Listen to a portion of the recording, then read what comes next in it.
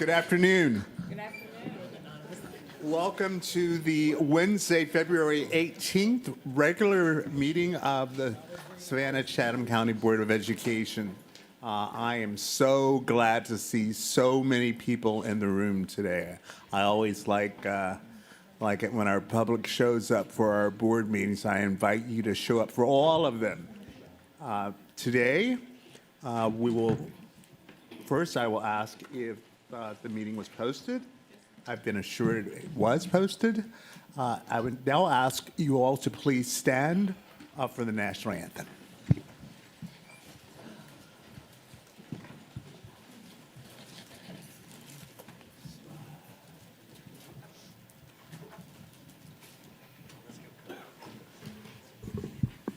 Good afternoon. We are just thrilled to have a Garrison string trio from the Esther F. Garrison School for the Arts.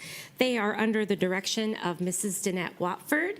This is her first year at Garrison, taking over the orchestra program. And fun fact, she also attended Garrison as a child and was raised in orchestra there. So that's a full circle moment.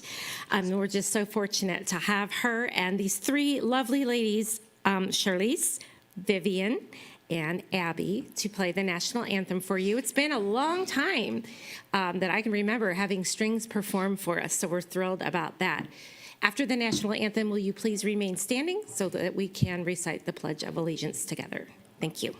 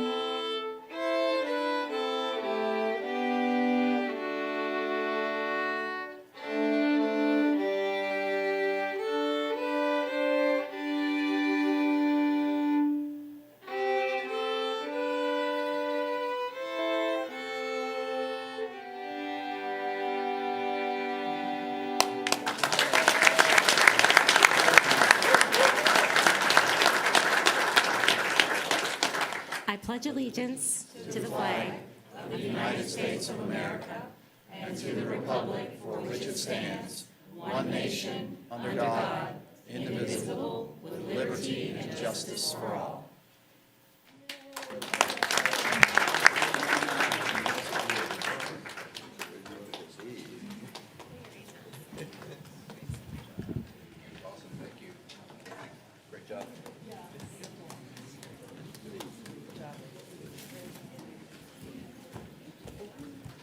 Thank you. Let's hear it again for our students from Garrison.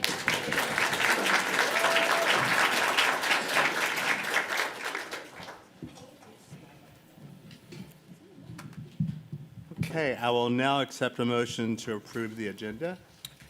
Move. Second. All in favor? All in favor? Okay. So today, our IT system is not working up here. So board members, when you vote, make sure that so I can say who voted. So, all right. Announcements. together.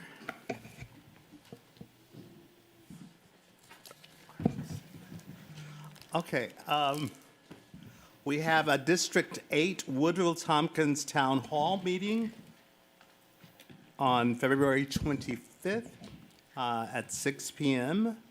At the school. February 26th through the 28th, the Massey Heritage Center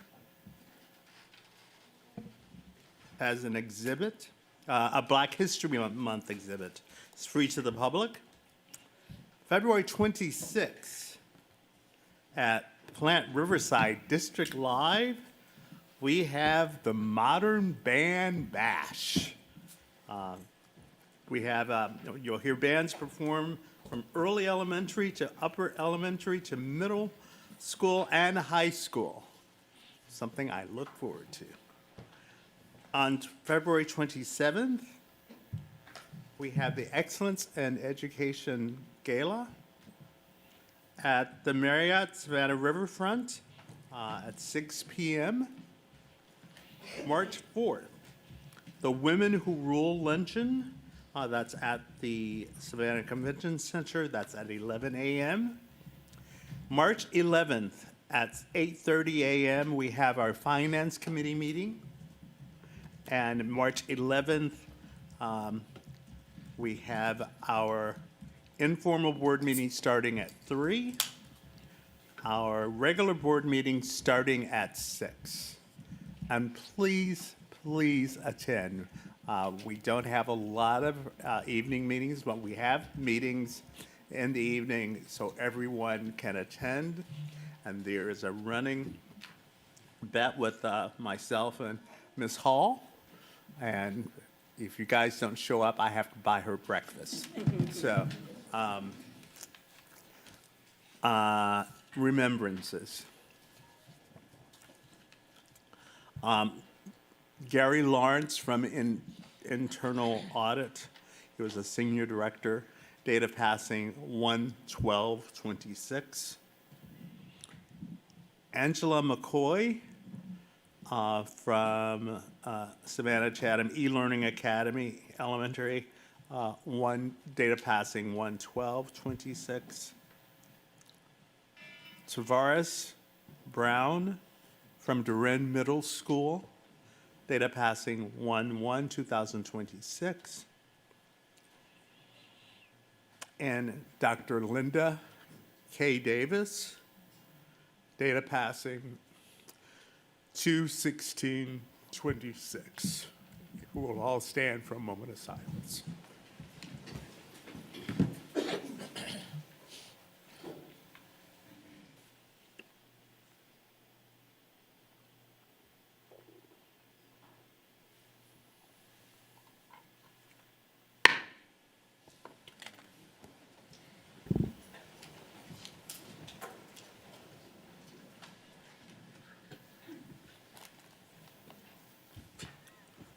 We will now hear from our superintendent.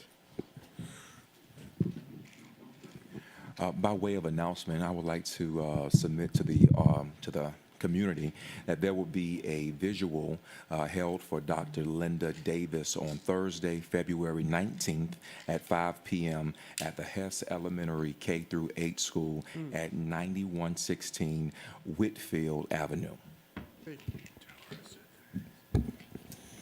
So I get the privilege and honor to recognize our January Student of the Month, and I could not be more excited about that.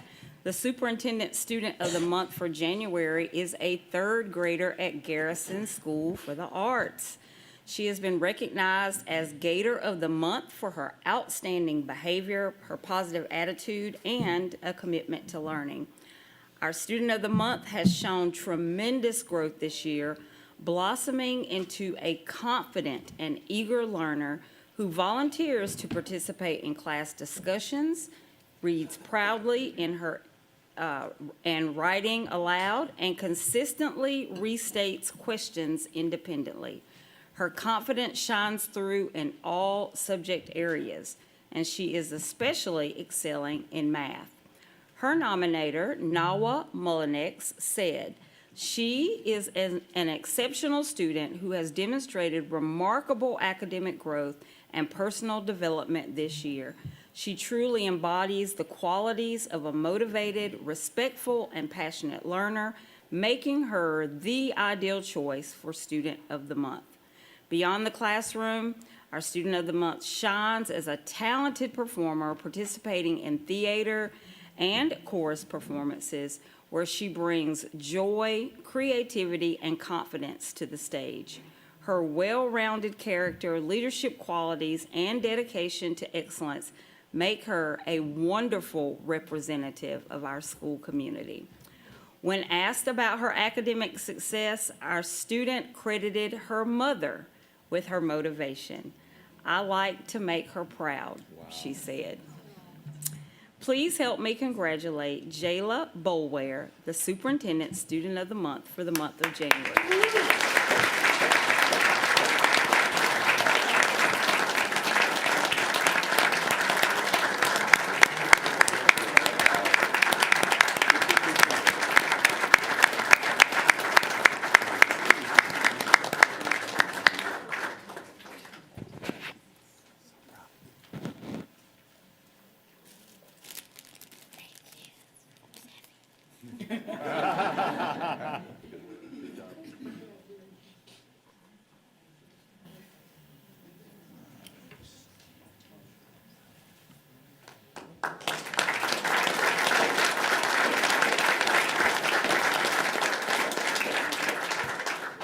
I encourage you to keep working to make your mama proud. I'm 51 years old, and I do that every day. I still wake up every day to make my mama proud, so that is good. Jayla will be taking home several gifts from our sponsors, including Members First Credit Union, Advertising Specialties, Savannah Technical College, Georgia Southern University, Gulfstream, and Savannah Schools Federal Credit Union. In addition, Jayla and her English Language Arts class will receive copies of her favorite book, When Cloud Became a Cloud. That sounds interesting. By Rod Hedson, donated by our sponsor, E. Shaver Bookseller. Again, congratulations to Jayla, her family, and all of the Garrison School community. And a special thank you to her nominator, Amy Peters, and the school principal, Principal Parks. If I could have her family please stand with her at this time.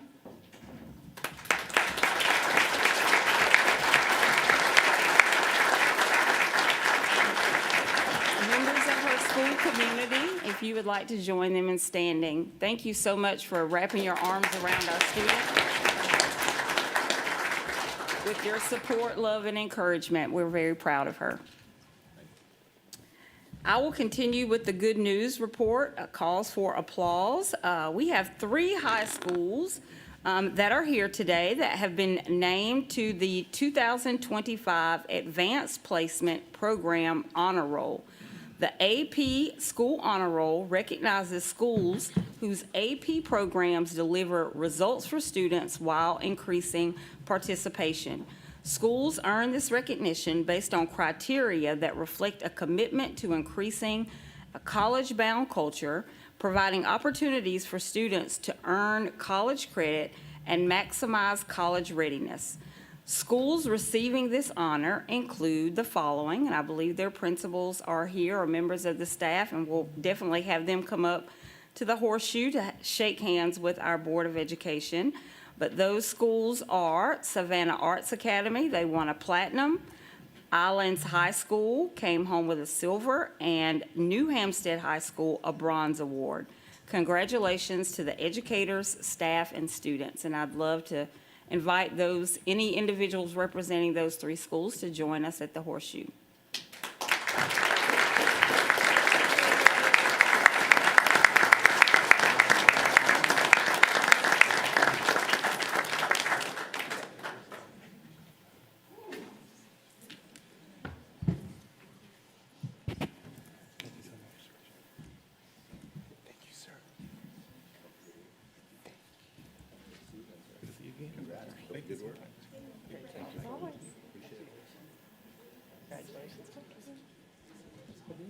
Thank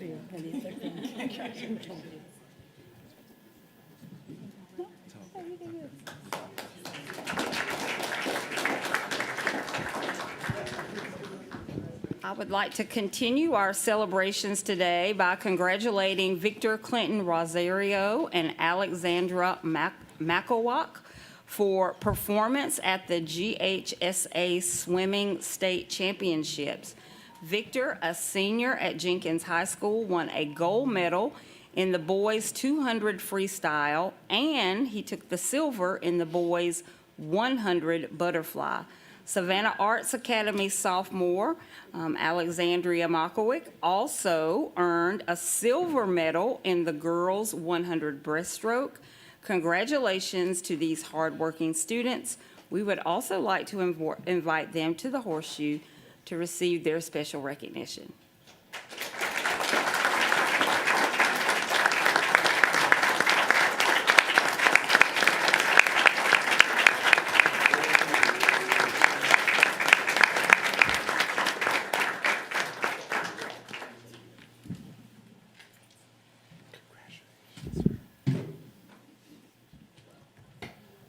Looks like a swimmer.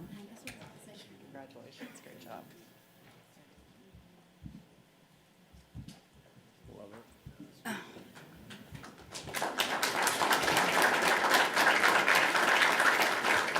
We will keep the applause going by extending our gratitude to United Way of the Coastal Empire and all of our community readers, including many of our board members and district staff who visited pre-K through second grade classes to read on January 30th for Read United Day. The day also kicked off a month-long reading challenge for our students. Volunteers delivered a star reading calendar magnet to each student to help track their daily reading at home. We are very excited about that, as we are encouraging our families to read together every day to promote early literacy skills and to develop a lifelong love of reading. The Georgia Department of Education announced that the graduation rate for Georgia students in career, technical, and agricultural education, also known as CTAE, has risen to 98.45 for the state, and our students here in Savannah-Chatham County Public School System has outperformed that very high state average, earning a 99% of our students for that graduation rate.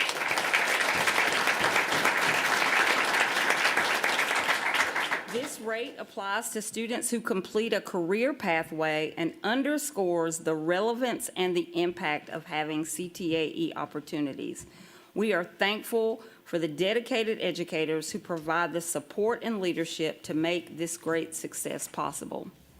And hats off to the winners and the organizers of the 2026 Science and Engineering Fair.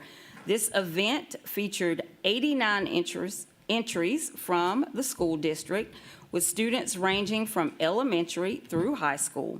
The winning projects were selected from more than 200 overall entries and from over 30 schools in the district-wide competition. These entries reflected creativity, critical thinking, and STEAM excellence across our district. Well done to those participants. Also, congratulations to Ms. Crystal Bell, School Support Officer for the K-8 schools. In October, Ms. Bell received the Education Research and Developmental Institute's Educational Innovation Award. This award honors pre-K through 12 leaders who reimagine learning through creativity, forward thinking, and a commitment to moving meaningful measures across the district in terms of improvement. As part of this recognition, Dr. Bell was granted a scholarship to be awarded to an educator within the district. So she gets to pay that award forward in terms of a scholarship. This educator, in order to be eligible, would need to demonstrate strong collaboration, accountability, and a growth-oriented leadership approach with a commitment to enhancing learning and practice at the core of their daily activities. It is with great excitement and gratitude that we recognize Aaliyah Hicks Campbell, who is the assistant principal at Pulaski K-8, who has met that criteria and will be the recipient of this scholarship. Congratulations to all who had input on this amazing accomplishment, and let's provide Dr. Crystal Bell and Miss Aaliyah Hicks Campbell some extended congratulations by inviting them to the horseshoe.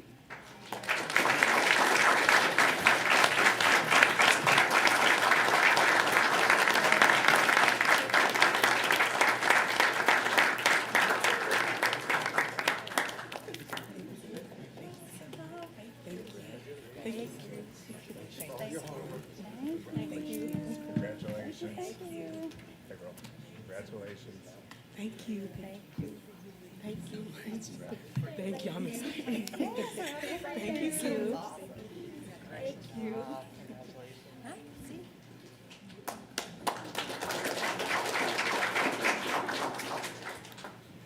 Just a couple of more acknowledgments to make. Finally, a huge thank you to Greg Parker and Parker's Kitchen for their donation of $100,000 to the district. This donation is funded in part by the Fueling the Community program. President Moss accepted the donation on behalf of local teachers and students at the grand opening and ribbon cutting for the company's newest store in Port Wentworth. And I'd like to offer congratulations to the Parkers as they celebrate their 50th year as a business. So again, that philanthropic effort is greatly appreciated. And I would now like to pass the opportunity to our professional Senate representatives to share their report for this month. Good afternoon. Our last meeting was held on January 22nd. Our discussion was excuse me, it's been a long day. Our discussion was facilitated by Stacy Taylor. The focus of our meeting was innovation within our strategic planning process. We discussed what innovation could mean for SCC PSS and agreed that innovation is not change for the sake of change. It is purposeful, student-centered change that improves outcomes. Key priorities that emerged included starting with clearly defined problems, maintaining a strong focus on students, ensuring sustainability, elevating teacher voice, and reducing initiative overload so we can build capacity effectively. When innovation is working, we should see greater student engagement and ownership, more targeted instruction, measurable improvement, and clearer district focus. We also discussed barriers such as limited time, shifting priorities, and misalignment across departments. Our next Senate meeting will be February 19th, 2026. Thank you. Mr. Moss, Yes. before we move into our matters, there's one event that was not included that I wanted to Please. share. Please. And that is our math textbook review. I think our second public session, our second of two, is this Thursday at the Port Wentworth Annex. I'm not sure if that's our official name, 507 Coastal Highway in Port Wentworth. This is an opportunity for the community to come out and review and provide comment on the textbook curricula that we are considering adoption for the district. So encourage any members of the community. I think it's maybe 4 to 6. I'm not sure. Is that correct? Yeah, 4 to 6 p.m. So wanted to share that as well. And we're actually looking at extending to include another review. So it around the end of January 1st of, end of February 1st of March for another opportunity. Okay. Mr. Hediger. Thank you, Mr. Chairman. Continuing on your agenda today, a host of policy reads for you. Most of these are in first readers. Several of them are policy actions. Some of them are just adjustments to regulation. You have item 6.01, leading off board matters. This is board policy EGA, staff insurance program under the 4-year review. You'll note on this one, primarily grammatical changes, a few title edits in there, but no substantive or material changes are being recommended for this policy. And we do have some changes and tweaks, though, so we're still considering a first read, second read. This would come back for the board's adoption during the March board meeting. Thank you. Continue. Hearing no comments, moving on. Item 6.0. I'm sorry, there was a comment. I'm so sorry. Dr. Howard-Hall. Thank you. I do understand that there is a complimentary life insurance policy offered to our employees that at least work within 20 hours or more weekly. Am I correct about that? Yes, Mr. Ray will provide some details. Okay, so my questions are there options available for those employers who wish to maintain that coverage? And if so, what is the time frame? Yes, we do have insurance that employees can purchase while they're employed, obviously. And then this year, or actually last year, we ended up getting a one that is transportable after they retire. So now there is one that can be transported after you retire. Is there a regulation that accompanies this policy? Because I'm not sure if everybody would be aware of that. There is no regulation. This is a straight policy. If that's a component to enumerate those specific areas where we go above and beyond and provide those additional components, if there are regulatory administrative process and procedure to that, we can look at adding a regulation for it. I will remind the board, administrative regulations are not so much about announcing options or making awareness for them as they are about spelling out the procedural side of the policy and how it's implemented. But we're happy to certainly take a look with that eyeglass. Anyone else? Okay, continue. Continuing on your agenda, item 6.02, this is Board Policy EGB, Student Insurance Program 4-year review. Once again, no material changes here, primarily some just cleanup language, grammatical things, titles. So we are bringing this to the board for a first reader, as there were those slight edits, would come back for final adoption March 11th meeting, but no material changes. Continue. Oh. Sorry.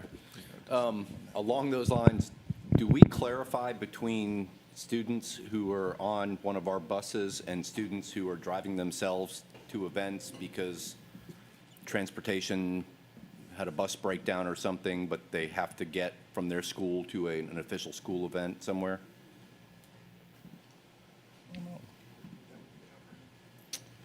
I will defer to Attorney Dennison on that. To the way that you've expressed it explicitly, no, it's not written that way in the policy, but. Let me ask it a different way. Are kids covered if they're waiting at the school for a bus to pick them up to take them to an event, the bus breaks down, and they scramble, and somebody says, hey, everybody hop in your personal car to get to the event by 3? Probably not, but we'd have to take that up with the insurance company and look carefully at the terms of that scenario, but it would probably be a coverage issue. I don't know if we could address all those particular scenarios with a policy or a reg, but it depends on the term of the policy. We'd have to take a look at it and see what their position was. I would say unlikely. I'm also hearing statutorily, no, they're not covered. I've gotten that question sometimes because there'll be a group text on a Teams thread that says, hey, we don't have transportation to this event in Wayne County, who can drive? And sometimes an adult associated with the school is on that thread. So we just need to clarify with our folks, there is or there's not coverage, and be careful about those lines. Yeah, and I was referring to the personal coverage that you get for going to events, not the actual bus coverage. Yeah, that's totally statutory on the bus coverage itself. Thank you.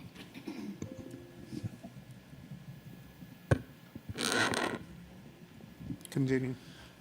Thank you, sir. Moving on the agenda is item 6.03 is a first read review. This is board policy GAMA, drug-free workplace, under the 4-year review. You'll note that there were some changes here in the policy. This will come back again for a second reader in the March 11th meeting. The main drivers on the policy changes here is to ensure that there is clarity for all of our staff to understand certain employees who are subject to drug testing, including those in those categories of random drug testing. And you'll see that mention of those with CDLs, and you'll see that also for safety campus police, for example. So that's been added here for a clarity provision of this particular policy. Also note that in this policy there was a strike where the board over the years has provided policy allowances for special events, for rentals or things that are happening at unique sites that we operate, such as the Massey Heritage Center or Oatland Island. And there is a provision there where many years ago, if a wedding was being held at Oatland Island and someone wanted to have beer or wine, they would have to come to the board on each individual component and ask for a policy waiver. We cleaned that up by allowing the policy exception to live in board policy and manage that procedurally. We have decided that it would be better positioned to move that section of this policy into facility usage. So it comes out of GAMA with a recommendation later in the agenda you see under policy KG, use of school facilities. And when we get to that one, we'll explain a few other, in addition to that policy that we did add. So that's the onus behind the strike on that particular provision. But the main driver on this one is tied to the clarity on unique positions for random drug testing. First read. Okay, we have a question on that, Mr. Smith. Thank you for this policy and thank you for this review. On the header that talks about off-duty conduct, there's a line item, I believe it's number 3, that talks about that harms the school system's image or relationship with government regulators. My question to you is this: how do we define that? It seems like that's a very broad statement and not enough details to describe it. Does that make sense? What is harm the image? Yeah. Because I have thoughts in my mind, but what I think is damaging or harmful might not be harmful to someone else. So how do we clarify that? Right, and of course, this is under the concept of the policy section, drug-free workplace. So what we're looking at is, I mean, it would obviously have to be something that was pretty egregious to the point where the district felt that it created a disruption or otherwise, or a component where there was so much attention drawn to it that it is creating other chaos, if you will, on that. But I don't recall in the history of this policy the real driver for why that's written the way that is. So would be happy to certainly do a little bit of research and look further into that. I do think that you are absolutely correct that trying to define what is something that is harmful to the image in one mind's eye to another would definitely be a challenge. And we would certainly lean back to any form of a legal definition that could provide us that, especially if you're talking about a liability for the district. Awesome.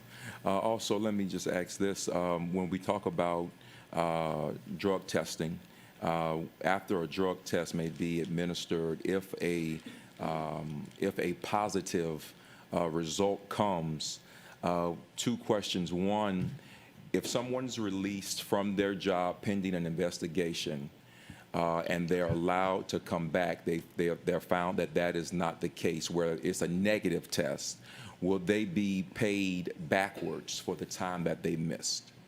Very good question. I can't say we've had that scenario happen before. An employee doesn't get terminated because we're in this process. In other words, just because they're an employee and they test positive, there's a process that the drug testing company goes through the MRO. They're testing the sample, they're testing it again, they're sending it to a doctor. The employee has an opportunity to respond as to what this substance is in their body, Is it prescription? All that goes back and forth for about 2 or 3 weeks. It's not until that point that they can't convince the MRO, the company that does the drug screen, that there's a reasonable reason why this substance is in your body or a legal reason why this substance is in your body. It's not until that point that we would take any action. So I haven't seen a situation where we've taken an action and something has come back, because it's usually already resolved with them being able to communicate with that doctor to make sure that whatever it is, because we don't know what it is. We don't get involved in that communication with the doctor. So whatever they're telling the doctor, they just have to convince the doctor that it is something that is legitimate for them to have under the circumstances. But to answer your question, the employee stays on our payroll. So Yeah, it would not be employees- an issue there's not of back anything we pay. do, They're right. We continuing haven't done to anything. work. They may be in another location until we can figure out this whole process, but they are not taken off payroll. So there wouldn't be an issue of back pay. Dr. Hoskins Brown? Thank you. In the policy, there is a place where it says violation of policy. It's the 3rd section. Could we put a reference to the facility exceptions are listed in the facilities policy so that people know that there is a mechanism for exception and it's somewhere, but it's not here? Because someone who just picks up this policy will think, Yeah, I we're see what you're totally- saying. That's a good we're point. totally- Yeah, that's a great point. Thank you for that. And clearly, it's talking about the distribution of alcohol. So if you're at a special event, a wedding, for example, and you have alcohol available to adults, that could be construed as distribution. So that exception then would fall under the policy under KG. We could certainly add that reference there. Yeah. Right, yeah, well, it says presence. Yeah, right. So Distribution, dispensation, presence, or use of Yeah. in the line, it So- would fit perfectly there, yeah. Great, thank you. And then I am interested in having a conversation, I don't know that the answers would be present today, about exceptions to the policy for testing positive, because we've talked about the process that can go for some time. But then this says, if you test positive, you are terminated. But then if you look in the regulation, it says, if you, let me go to it. Thank you. If you test, shoot. Thank you. Okay, so you're not terminated. You could test positive, not be terminated, and you could admit that you have a problem, get help, and not be fired. That is correct. So it's just kind of weird, because if you start from the front of this policy, it's you're fired, and the further you get back in the policy, the more there is the possibility that maybe you're not fired, maybe we actually get you some help. Those typically occur when the employee self-reports or something comes before they're tested. I get what you're saying, but that's typically how that happens. That's kind of what I thought. My understanding verbally, that what we had been told was that if you self-report, hey, I have a problem and I would like some help, that doesn't result in termination. But the language here says if you test positive, comma, admit to use or related misconduct or voluntarily seek assistance and are not terminated, Yeah, it's, Mr. Catchmar would know, we're trying to make sure we comply with the ADA piece there. And so that language has been carefully selected, but we can look at it through that lens to make sure we're saying it exactly right. But that's the scenario that the ADA puts employers into. that'd be great. So for the other 7 of us who are not Mr. Catchmar, it would be awesome to have something that's helpful. But then I have, and I'm not really worried so much about that. The other thing, I wasn't as worried about that. The thing that I'm really a little concerned about is the safety-sensitive job classifications, because we have all school safety folks, but no medical personnel. And I mean, I'm saying this with all respect for the integrity of medical personnel. Medical personnel have problems too, and sometimes find themselves in a place of of challenge. So it seems to me like medical personnel would also be a safety position because they have access and they are dispensing drugs. So is that not a place of risk that we would want to include in our list of safety personnel? Yeah. Maybe we can think about it. Yes, since we this is can think first about reading? it. Okay. Yes, we can look at that. Good point. Okay. Oh, final thing, sorry. Contractors or consultants? We drug test our employees, but what if you're somebody who is a contractor or consultant who's doing important work for us, who may need further examination? Do we have any mechanism for that? We have a mechanism for contractors that work with children, yes. But we may not for a construction project or something like that. But if it's somebody directly related to children, yes, we do. Okay, thanks. And then this really is the last thing. Urine specimen definitions under collection procedures, there's a very, very specific analytical cutoff, whereas such personnel would not observe. Okay, this is one of the instances under which, as an employee, you would be required to have someone supervise your provision of a urine sample. And if one of these rules is if your last sample had a specific gravity of less than 1.003 and a creatinine concentration below 0.2 grams per liter, that's just really specific. Can we just say based upon what? Standard procedures, OSHA regulations? Like it just seems there's like a sentence above that that's real general, and then we got this highly technical chemical reference that I don't know why we have it that technical.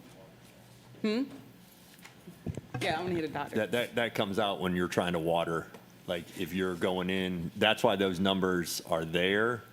Yeah. Because That's different. what I put is dilution. It Maybe is somebody dilution. snuck some water in their Yes. sample. Because we get students occasionally in my program that stay hydrated and will come back that way as you got to test again because they're over diluted.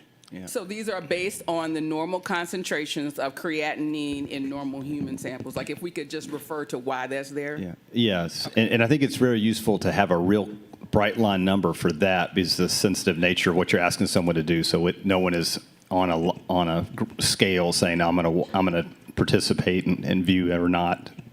So Yeah. But that's coming from an ASTM standard, right? Well, the American Society of Testing Methods, like it's a standard that comes through. So if we could just cite that, that'd be can cite great. it, yeah. Thank you. Okay, Mr. Smith had something else, and then Dr. Howard Hall. Oh, she took, and I'm sorry, then Mr. Kachmar, and Ms. Grabowski. Anybody else? Under the header of record keeping, it talks about keeping the negative test results for 1 year and positive results for 5 years. What's the logic behind the differences?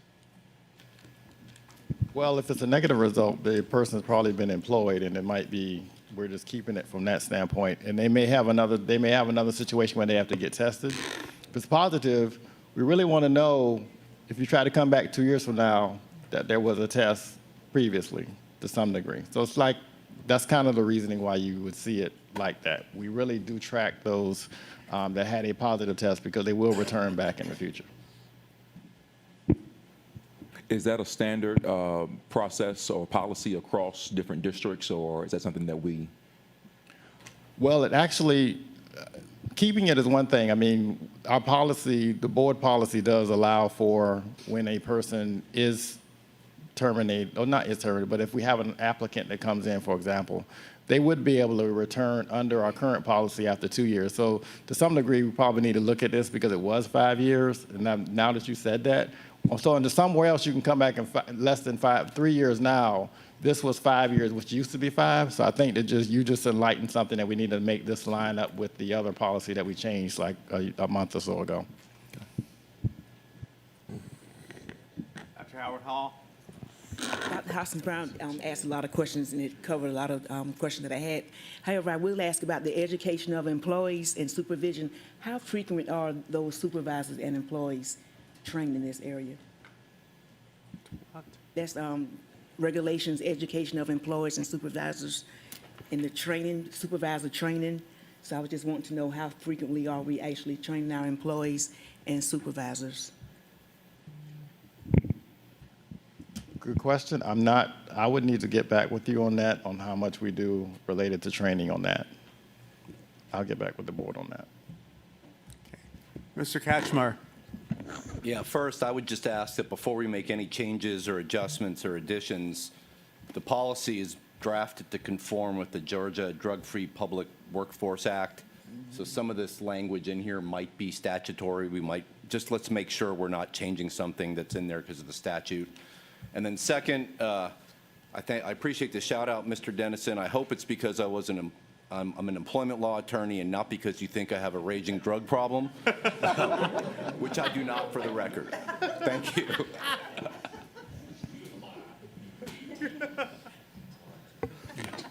All righty then.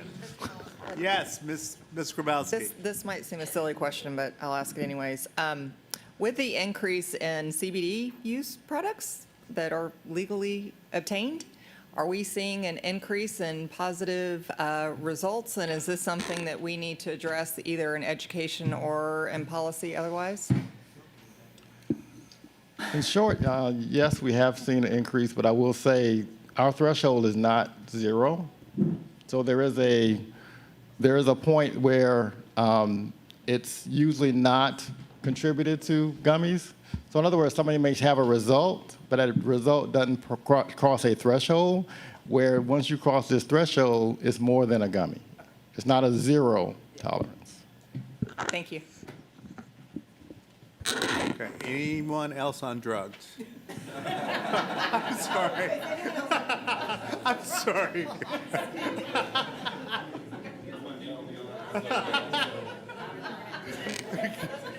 Just wanted to make sure y'all were still listening. Okay. Continue, Mr. All right, Addy. sir, moving on and getting off drugs, we're going to get on to item 6.04, which is Board Policy GBI, Professional Personnel Evaluation. This, again, is under our 4-year review process. You will note on this particular one, there are no policy changes. So we are bringing only administrative regulation changes for the board's review. The primary changes here, you'll see that we've made some updates to include evaluation deadline change from the May 1st date to May 15th.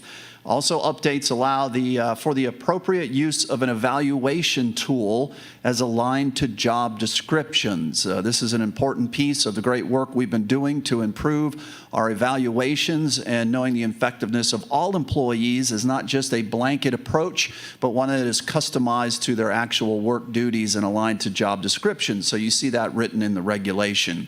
So again, this is a regulation for the board's review, subject to the board's final comments on this. We will consider this one complete under Board Policy BDE for your review. Of course, that is subject to your feedback. Dr. Hoskins-Brown. Thank you. I don't have any concerns with the policy. There's a place in the regulation where it talks about, well, I'll simply read it. It is item number, it was 9, it's been changed to 8. If there are indications that the final evaluation, the one that is supposed to be done by May 1st, if there are indications that the final evaluation of a certificated employee is such that the evaluator will recommend that the employee be terminated or non-renewed, then the evaluation record of the employee must be submitted to the Office of Talent and Human Resources by March 15th. So what I'm unclear about is, first, that indication is subjective. Like, what's indication? Like, have they gotten in trouble a couple of times before March 15th? So that's kind of one question. What is the indication? And as an employee, how would you know if you didn't get in trouble that you might not get renewed if your evaluation is not due until May 1st? So is it something from is it something based on the previous year that you have to make improvement or resolve whatever that is before March 15th of the next year and you might not get renewed? I can explain How that. are we, Yes. the basis of my question is, how are we making sure that people are not getting blindsided? You think you're doing good. Yes. Your evaluation's coming up in April, and in March 15th, your supervisor turns in something like, this person's not working. How do we? Sure. Thank you for that. An evaluation should be a year-long process that starts at the beginning of the year and culminates. So think about May 15th as a culmination. And so something should have started in July, August, October, November. At the latest, we get into December, January, employees should know. On the certified side, which is this is pointing to, we issue early contracts in February. So contracts are already issued to the majority of employees right now. Anybody who principals had concern about getting to that term indications, so any indications that a principal would have had that they had concerns, maybe somebody had a high absenteeism, maybe it was other factors, maybe there was a disciplinary issue, whatever it was, principal held the contract. That's the one that will get sent or not sent by the time we get to May 15th, based on whether or not at that point in time there's enough documentation that we have to actually non-renew that person, or that person decides that they see that they're not doing a good job and they go ahead and resign, or whatever the case may be by May 15th. The March 15th is that whole got you. Don't come up after March 15th with some issue that you say the person should have been needs to get terminated in May. We need to know. May 15th is really like a drop dead. We should have known way before then, but that's just kind of a date that's in there so that nobody can think they can come in April about some issue with some employee that we might have held, but you didn't tell us what it was, and then now we don't know and the employee gets blindsided. So all that's a continuation of what you said over time that have evolved into this policy. That's really, really helpful, and I think that the thought behind that is very pro-employee. The only thing that I would add is that nothing in the regulation currently says what you started with, which was evaluation is a year-long process that should have been initiated by that time. Fair so enough. If you're a new person, like in practice, our staff probably know that, but Okay. new Yes. person coming, if we could add a sentence Yes, that we says, can. you ought to be getting feedback or Absolutely. something. That would be Absolutely. helpful. That makes a lot of sense. Absolutely. Anyone else? Moving along on the agenda, we have your next policy read, which is item 6.05, Board Policy GBKA, Professional Personnel Layoff. This is again under the 4-year review process. You will see that there are fairly extensive changes here in the policy and some modifications to the regulation as well. Primary changes that we want to do is be very clear and provide definitions in the situation where a reduction in force is necessary, such as a RIF, and of course requirements that are in lockstep with statutory rules and State Board of Education rules as well that govern the process for developing criteria for those who would be subject to a reduction in force. You'll also see as part of the policy, it does require that the superintendent bring a plan to the board if this is a case where it is needed. This has been a pretty good exercise for us as we went through this policy review, because we realized there were a lot of components of it that really should be updated and brought into current standing, and also definitions provided. So this is a first read for the board. Under this review, we'd come back March 11th for a second read adoption. Dr. Ringman. Yeah, I just wanted to go on record saying this is just a review and a lot of definitions, and there's no current conversation on a reduction in force, because this policy just went from like 5 sentences to like 2 pages, and if it hits the news, massive talk on reduction in force. It's just laying it out. There are no conversations for reduction in force. Very good. Thank you.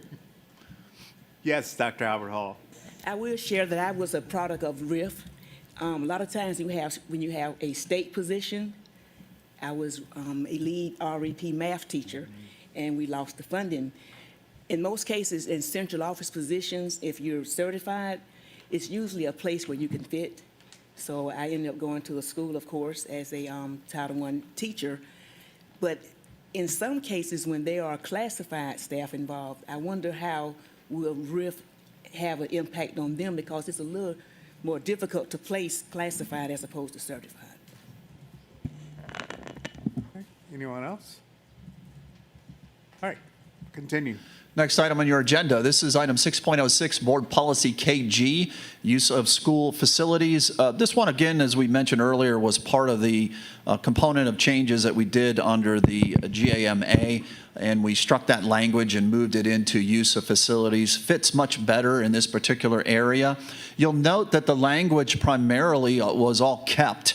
We maintain the process for instances where events shall be reviewed and subject to approval based on certain conditions. And again, this comes back to what we're calling the limited event-based alcoholic beverage allowance for Massey Heritage Center and the Oatland Island Wildlife Center.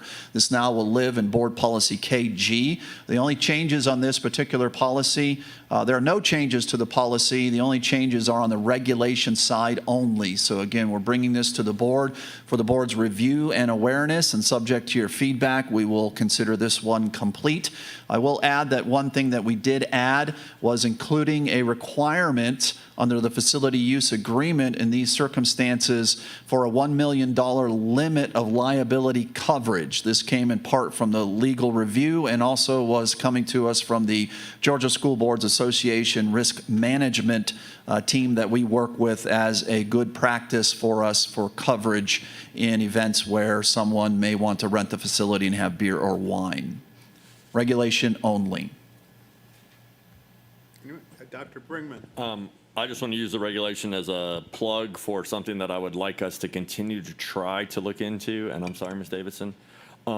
Use of athletic facilities. We have all these, and I knew Dr. Gravas, thank you. I knew she'd shake her head. We have all these lovely facilities that have been paid for either by eSplosh or other tax revenue. And I would just love for some way for us to maintain safe environments, secure environments, but accessible to our community outside of school hours. I hate to see them just sit when we have tracks that people could go run at. We have soccer fields that people, but I don't know the mechanics of that. I'm not going to be able to fix that, but I really would like us to look into how other districts make that happen. Thank you. Yes. And I would echo that. I think that may be a side conversation that we can tackle during retreat, but I agree. And like our philosophy is yes, generally. What happens is this is the coordination of the principal agreeing. We have to have a custodian willing to work. We have to have security so it's all the layers under it that have to come together. But our philosophical approach, what I have said is that the answer needs to start with yes, but all the other pieces have to come together in order for it to work. And the principal's role in it is an important piece. Yeah, I fully hear you. I got friends that drive to Bluffton to run on the tracks, and there's nobody else there. The lights are just turned on. And I know that that's the far other end. Yeah. And I don't know how to meet the middle because I don't want facilities ruined. And I'm not thinking that citizenry will do that, but it could happen. And I don't want people hurt when nobody's, so I get it, but other districts that are public schools are just, leaving the door open. So there's got to be somewhere in the middle. I don't know where, but something like maybe just scheduled every so often, a rotation so that people, the runners or the soccer players or the baseball players know that on this Saturday of this month, it's the Jenkins Field, and then the next Saturday it's the Islands, and okay, one of them's open, and they've got to go and move, and I don't know. It's another way to engage our community, maybe make some community partnerships. I understand that we want it to be yes. And I get the stickiness of it. It's just, it would be a nice thing to have for the community. Just don't let the lawyers get involved. Yes, Mr. Kachmar. I've been in several communities where it was open to the public and there's a big camera and there's a big sign that says you're on camera. And for the one person out of 2,000 that does something stupid, hopefully they get caught and prosecuted, but don't punish the rest of the community because you expect the worst behavior out of potential visitors. I agree. Ms. Grabowski. I'll just go, I think it's not only our athletic facilities, which I absolutely agree with that, but it's also our playgrounds. We have schools and playgrounds in many communities where that's the only outlet for our young people. And it's public dollars, and I would love for us, Trust for Public Land has a partnership. They're currently working with Atlanta Public Schools to open school playgrounds to the community. So models do exist, and I would encourage us to, we talk about it, and then we just kind of don't talk about it until it comes up again. So I would like us to continue this conversation and really, in earnest, try and see if we can come up with, even if it's a pilot, let's try it, see how it works, put up a big camera, says smile, maybe you have to show, I don't know, but I think we're smart people and we can figure out a way to explore the opportunity. Thank you. Anyone else? All right, continue, Ms. Hadiger. Next item on your agenda, we have item 6.07. This is facility naming for the Board of Education Police Department Annex. We received a recommendation for the naming of the annex. That recommendation was received and moved along by the superintendent, who appointed a committee. 2 committee meetings were held, and we are now bringing the announcement to the board as a first read per policy stipulations. I'll now turn over the agenda to your ex officio of the committee, because the annex lies in District 8. Dr. Howard Hall will bring you some words. Yes, since the facility lies in my district, District 8, I have been assigned as the ex officio, and there were 2 meetings that convened. The agenda materials was posted on the board docs, and the committee unanimously agreed on the recommendation for the naming of the annex. So at this time, I'm going to ask my colleague, Ms. Connie Hall, if she would bring forth the recommendation and reasons for naming the naming recognition that everyone has announced to agreed upon. First, I'd like to publicly thank Ms. Tamika Tribble. She was of such help to us moving this along and making sure that everyone was in place and getting us to this moment. So thank you, Ms. Tribble, wherever you are, if you're watching. I am proud to bring forward the naming recommendation for the Board of Education Police Department Annex. Situated as a component of the Davis Edwards Harris Educational Complex and included as part of the adjoining athletic complex for Groves and Mercer. During his tenure, Mr. Lauer was a consistent and influential advocate for the safety, development, and future opportunities of our students. He understood that school safety is not only about protection, it is also about prevention, mentorship, and building positive pathways for young people. His vision and support helped strengthen the relationship between our schools and our campus police department, and he was instrumental in elevating programs that offered students structure, purpose, and hope. As a former chief of police, Mr. Lauer played a key role in creating and championing the Junior Police Academy program for middle school students. This initiative has provided early exposure to leadership, discipline, teamwork, citizenship, and service, values that align with the mission of public education. The naming of the Board of Education Police Department Annex honors the contributions of Mr. Larry Lauer, recognizing his dedication to education in his roles as a school resource officer, chief of police, and his civic duties performed as an advocate for the citizenry of our county, including past chairman of the Board of Assessors and his service as an STC PSS school board member for District 6. He was also a proud member and veteran of the United States Marine Corps. It is for these reasons that we recommend that the Board of Education Police Department Annex be named the Larry Lauer Board of Education Police Department Annex. Thank you. Thank you, Board Member Howard Hall and Board Member Ms. Hall, for those words and for the rationale on the recommendation of this naming. Again, this is a first read. This will come back to the Board of Education during the March 11th meeting, which I remind everyone is an evening meeting, 6:00 p.m., March 11th, for action and official vote. Next on your agenda, we do have an action item that is... Oh, I'm sorry. Sorry? We have someone else to speak. before we get to this. Thank you. Dr. Hoskins Brown. Sorry. Thanks. I appreciate it. I just wanted to thank my colleagues for this work and for this planned honor that we'll approve at another time. I wanted to share just a couple of words about Mr. Lauer. He was perfectly imperfect in his passion for orderly, well-appointed, fully supported school environments, and he had the highest expectations for students. He was one of the ones at the board accountability meetings who wanted to know why our metrics weren't higher, why we weren't looking for 100% on everything, why our key performance indicators were incremental. His example is still instructive to me to this day. I remember with a smile how he was an unexpected fan and an unexpected friend for several of us. I treasured his sensibility as a Marine and then bonded him to the Marine that I have at home. So I'm glad that we're doing this because he epitomized the idea that we are not so different, not as we think, and only if we insist on being so. Thank you for letting me share that. Anyone else? Okay. Continuing on your agenda, again, we do have a facility naming for the Groves JROTC wing.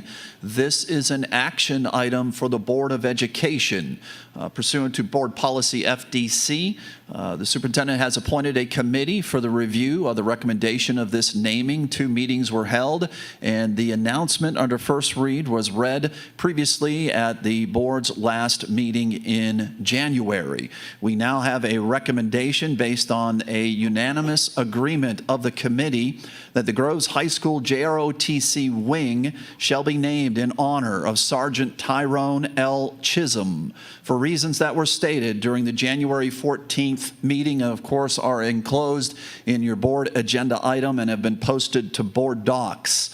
Once again, this is the recommendation that the Groves High School JROTC wing be named the Sergeant Tyrone L. Chisholm JROTC wing. Thus be it resolved that upon recommendation of the superintendent that the board does now approve the naming recommendation for the Groves High School JROTC wing. It's been moved by Dr. Howard Hall, seconded by Mr. Kachmar. Before we vote on this, we have Major Wilson and a guest to speak to this. Yes, we have Major Henry Gibbs III.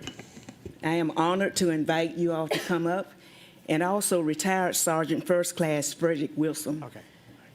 who I had a chance to help raise back during the early 80s as a young teen at Fairwood Park, and when I served as a recreation leader for the city of Savannah. And I'm just so proud of the man he has become. And at this moment, if y'all would please express your sentiments regarding Sergeant Tyrone L. Chisholm. Good afternoon. As stated, my name is Army retired Sergeant First Class Frederick Wilson, and I would like to thank Savannah-Chatham County Board of Education, Groves High School, and Air Force, Major Henry Gibbs III, for allowing my hero, my younger brother, Sergeant Tyrone Chisholm, legacy to live in this honor of his alma mater and mine, and Major Henry Gibbs as well at Groves High School. Thank you very much. Good afternoon, everyone. Like as has been stated, my name is Major Henry Gibbs III. I go by Hank. Product of Chatham County Schools, born and raised in Savannah, raised up in West Savannah, Fairwood Homes to be exact. The reason I brought this petition up was growing up in the city, you've seen a lot of people, a lot of places named after different people. And I wanted those that come from where we come from and those behind me to understand what Tyrone meant to me, meant to our community and to his family. As you read the vision of the Board of Education, of public schools, from school to the world, all students prepared to be successful, productive citizens. As I stated in my letter, there are 3 things that we were taught as young black men in Savannah, Georgia, especially in the West Savannah community. You will go to jail for using or selling drugs, And the third thing was you would die in the streets of Savannah, Georgia. Tyrone exceeded the first two, never did any of those, but he did die. But he didn't die in the streets of Savannah, Georgia. He died in Afghanistan, protecting this country. I mean, Iraq, I'm sorry. Protecting this country. And he was a productive citizen, and he was a product of this school system. So I want to say thank you to all of you for allowing this opportunity and this honor, and I can't wait for the ceremony so we can make this happen and make it official. So thank you all for your time, and Ms. Tribble, thank you, and to the naming committee and Dr. Howard Hall for allowing us to present this. Thank you. And thank you for your service.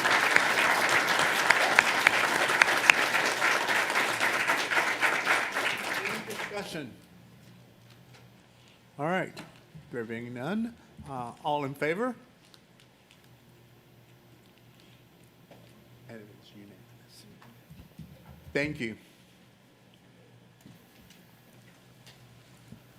Item 6.09 on your Board of Education matters, we have a board proclamation for adoption celebrating National School Counseling Week.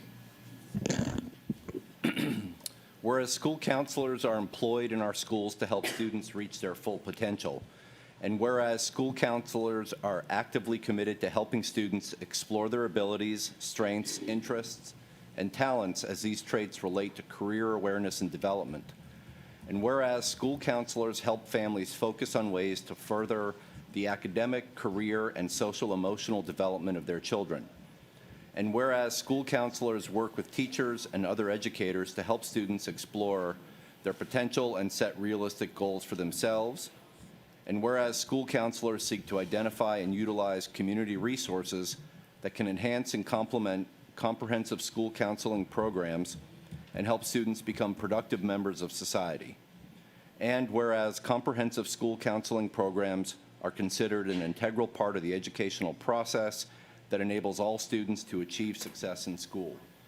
Therefore, we do now proclaim February 2nd through February 6th, 2026 as National School Counseling Week. I'll accept a motion. Moved by Mr. Smith, seconded by Dr. Howard Hall. Any discussion? Yes, Dr. Bringman? I don't think anybody on the board could tell y'all thank you enough. It's been a rough week. And I was happy to know that our district values counselors, that we try our hardest to fill every single one of those unfilled counseling positions, that we try to go beyond that ridiculous 400 students to one counselor or whatever it is. And that we're always striving to have more of you helping our students, but also our staff, and hopefully helping each other to make a whole student, not just an academic student. So thank you from the bottom of my heart, and thank you from probably everybody up here for the tireless work that probably isn't thanked often enough. All right. All in favor? All in favor? It's unanimous. And do we have any counselors here? Yeah. Do you have counselors?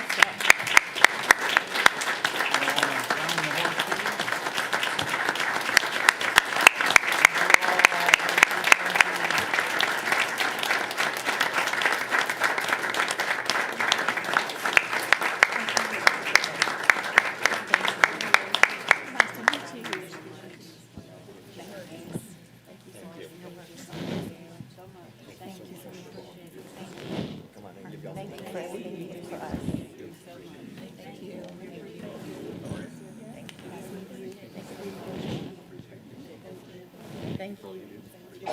Thank you.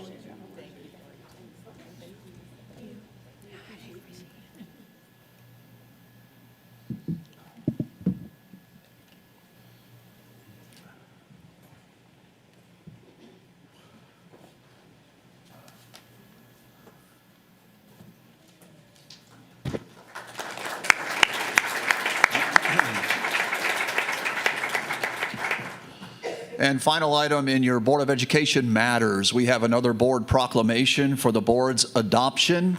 course, we're very excited with CTAE month and Savannah-Chatham County Public Schools CTAE programs earning a 99% graduation rate, besting the state. We now have a board proclamation for Career Technical Agricultural Education Month.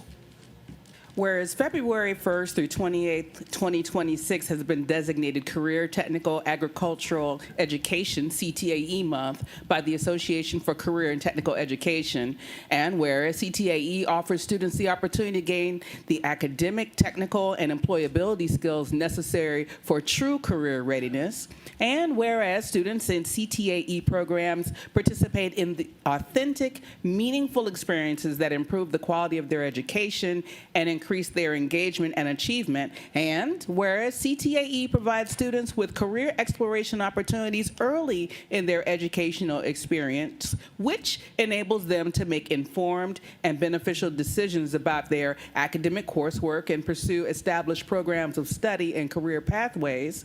Whereas leaders from business and industry nationwide report increasing challenges related to addressing the skills gap and connecting qualified personnel with careers in critical and growing CTAE-related fields such as advanced manufacturing, cybersecurity, energy, healthcare, information technology, transportation.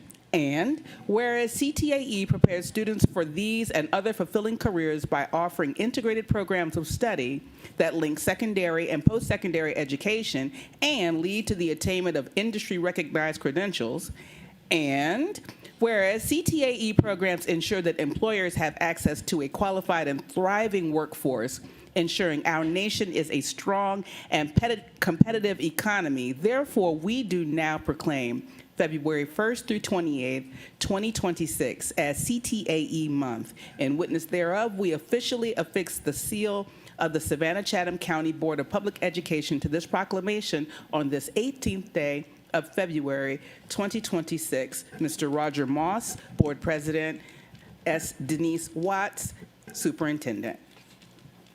I'll accept the motion. Moved and seconded. All right. All in favor?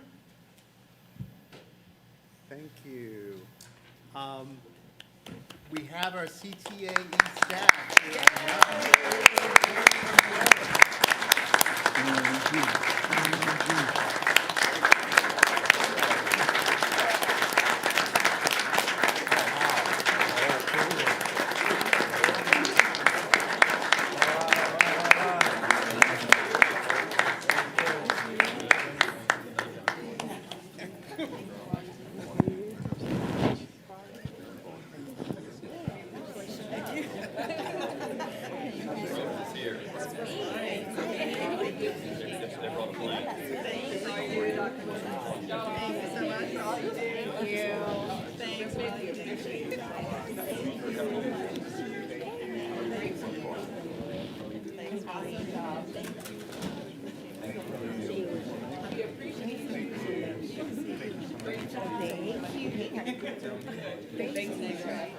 Let's see about the hardest part of the show right now. Get them organized for Thank you, Ronnie. Thanks, Ronnie. You need 2 rows, Sheila. Thank you, sir. They would. Yeah. Okay. Everybody cheese.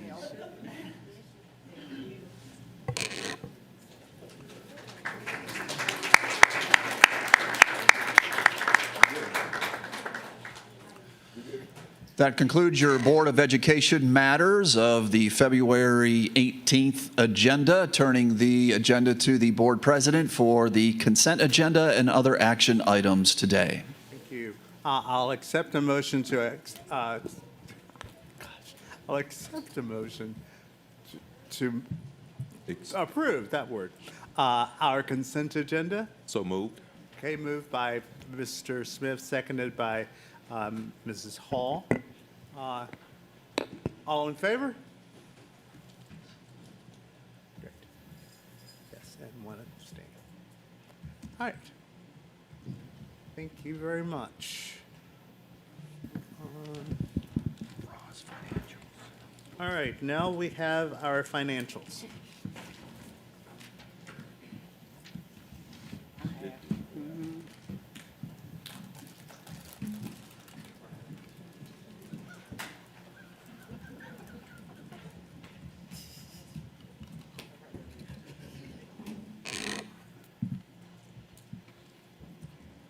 Good afternoon, everyone.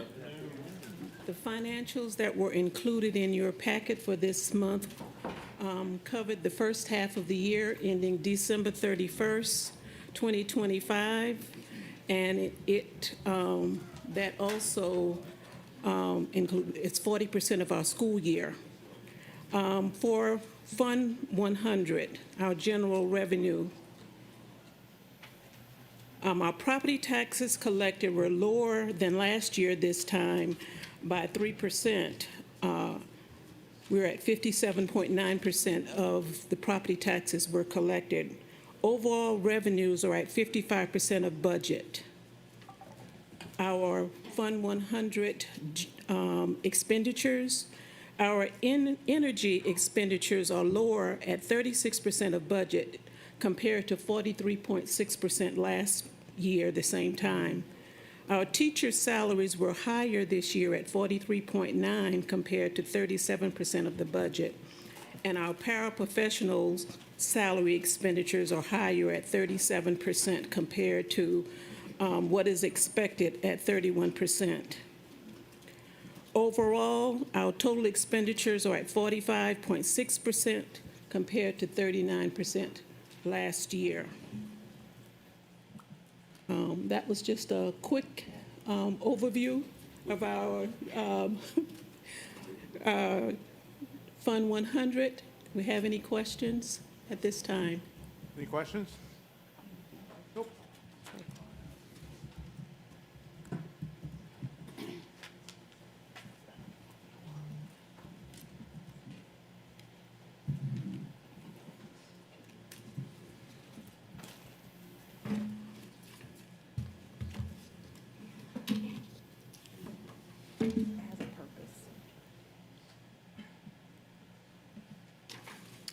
Okay, item number 8.02, budget transfer, budget reallocation for mid-year spending priorities.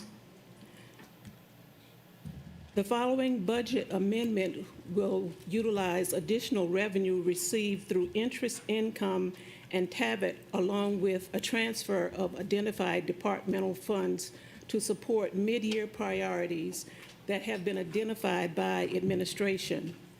Throughout this process, staff has reviewed and compared the budget to actuals for the first half of fiscal year 26 to strategically repurpose funds. The resulting use of revenue and the reallocation of unspent resources will fund $6,872,675 in expenditures. The identified expenditures were developed using the following criteria: prioritizing strategic alignment to district needs, shows evidence of impact and meaningful outcomes, supports staff development, supports safety, supports facility needs, provides resources for the unfunded state mandates. The resulting budget amendment will reinvest funds to expand services that have shown early success and that are demonstrating positive student and staff outcomes or that are aligned to the department and facility needs and safety. Administration seeks to redirect funds to support the purchases of goods and services as outlined on your item. Staff seeks to make early purchases to ensure receipt of goods in a timely manner or to meet requirements for compliance with some of the new state and federal mandates. The budget action shown is now requested to support the identified mid-year priorities.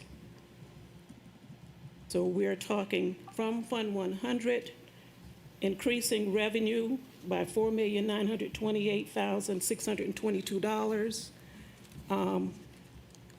to cover expenses.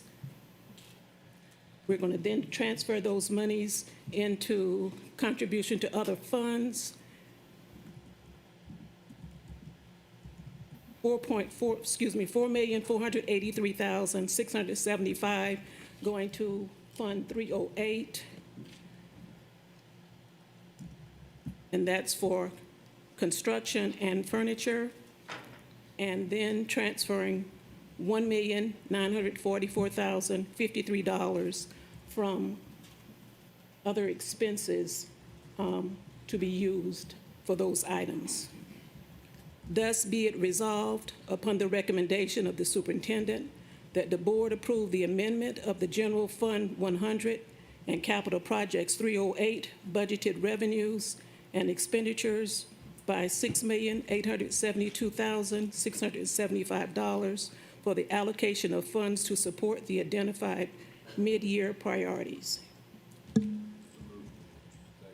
Moved and seconded. Any discussion? All right. All in favor? Hang on. Yes. I'm sorry if I missed this and you mentioned, the Ignite tutoring, this will expand it. How much will this expand, the Ignite tutoring? Ignite tutoring, $639,000. No, I mean, how many like students or additional schools? Yeah, so it would expand this by 500 students across a number of schools. We will be expanding the number of students in the pilot schools, and then we're going to add additional schools to that list. So I think it's roughly 8, 9 schools or so, but it's a total of 500 students that we're expanding to. Our initial pilot was 100 students, and so now we including an additional 500. Okay, and I think this is a really important thing to highlight. We talked about it at length during our Academic Excellence Committee meeting, but I think this is a great example. We are seeing very strong results already from our pilot of the 100 students that are in experiencing the Ignite tutoring, and so this shows we're not waiting. I know Ms. Campbell has been a big advocate for expanding this. We're not waiting. We are making that change now so that we can see more improvement and more areas across our schools and for more students. So certainly support allocation of these funds. Thank you. Dr. Brinkman. Yeah, and from the Finance Committee side of the House, I hope that future iterations of our budget and thus future meetings, we will have more budget reallocations, quarter year, mid-year, that when we see something's working, we move funds rather than just, make the budget bigger the next year. Be like, no, we can move this over there because it's not getting spent or it hasn't yielded fruit. So thank you for showing us that this can be done the same day we spoke about it for a really long time this morning. Anyone else? All right, now let's vote. All in favor? And once again, unanimous. Thank you. I like that. Item number 8.03, East Splash 3, Jenkins High School New School Project Closeout Budget Transfer. Staff requests the following budget transfer within East Splash 3. All work associated with East Splash 3 is completed at Jenkins High School. The remaining funds will be transferred to East Splash 3 unallocated account and used to support plumbing improvements at New Hampstead K-8 school. All of the transfers are outlined for you on the item. Thus be it resolved upon the recommendation of the superintendent that the board approve the transfer of funds from Jenkins High School New School project accounts to East Splash 3 unallocated account. And be it further resolved that the board approve the transfer of funds from East Splash 3 unallocated account to East Splash 3 New Hampstead K-8 new school construction account in the amount of $1,182,170. Moved by Mr. Katchmar, seconded by Ms. Hall. Discussion? Always good to get money back. Love it. Not so good to immediately spend it. But it's needed.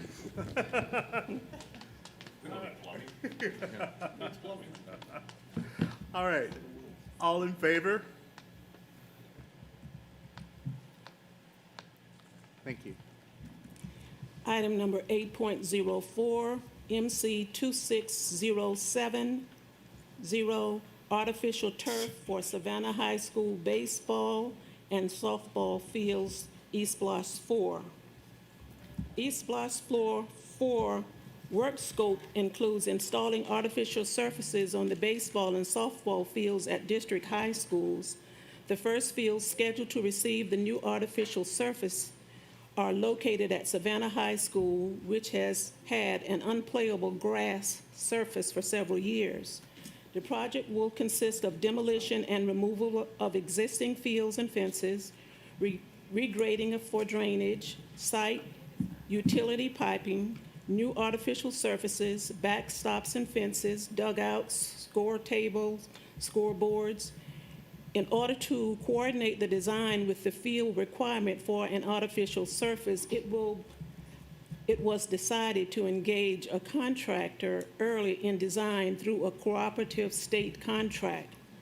Operations does not request approval to utilize, Operation does now request approval to utilize the Gordon contract for the installation of artificial turf for the Savannah High School baseball and softball fields.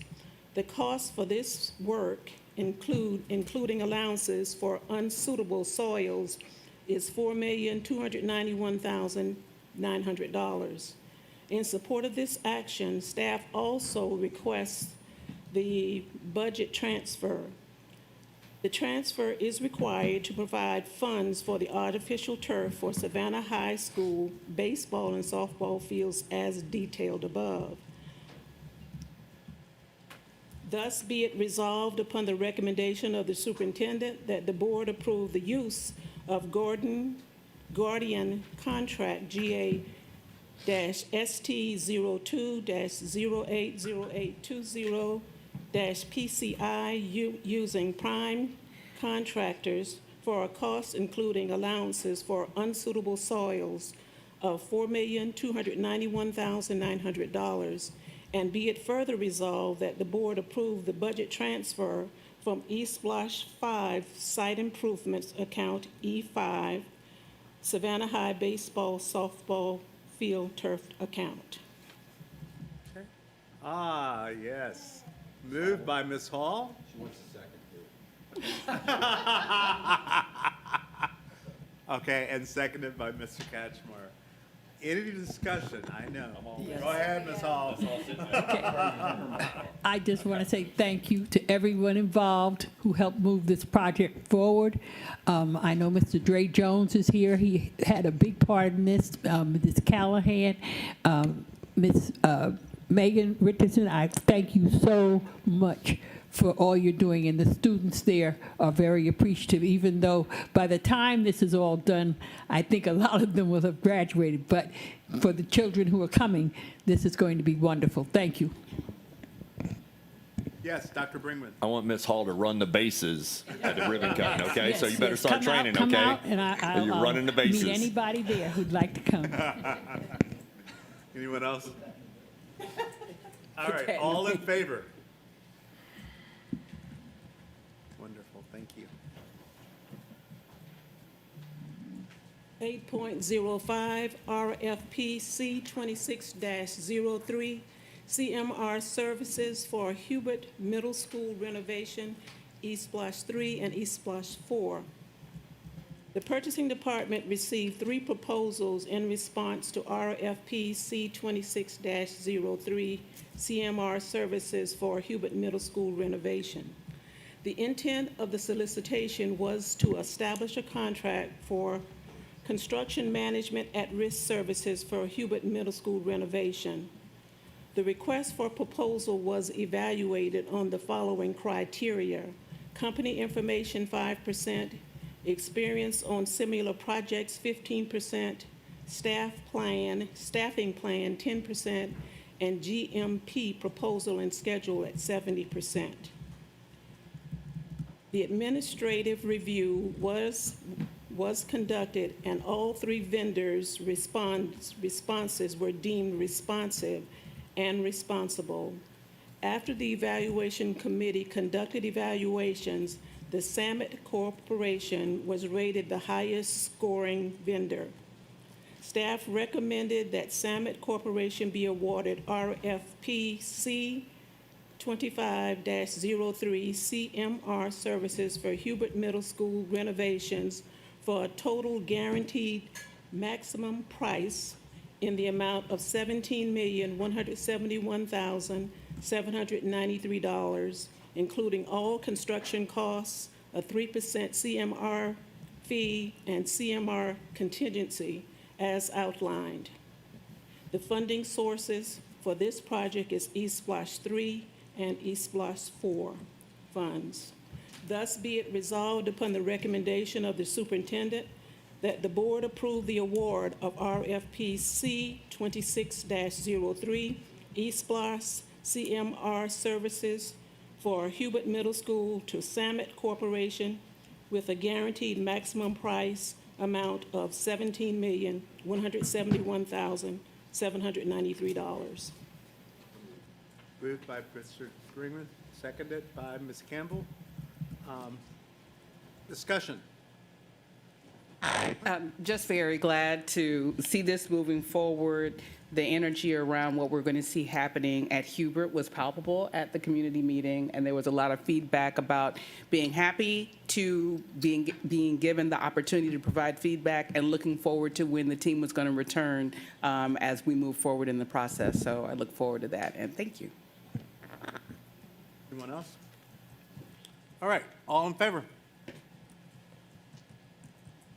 Wonderful. Item number 8.06, bid C 26-08, SCCPSS Alternative School Renovation, eSplash 4. The purchasing department received bids from 7 vendors in response to bid C 26-08, SCCPSS Alternative School Renovation. The intent of this solicitation is to establish a contract for the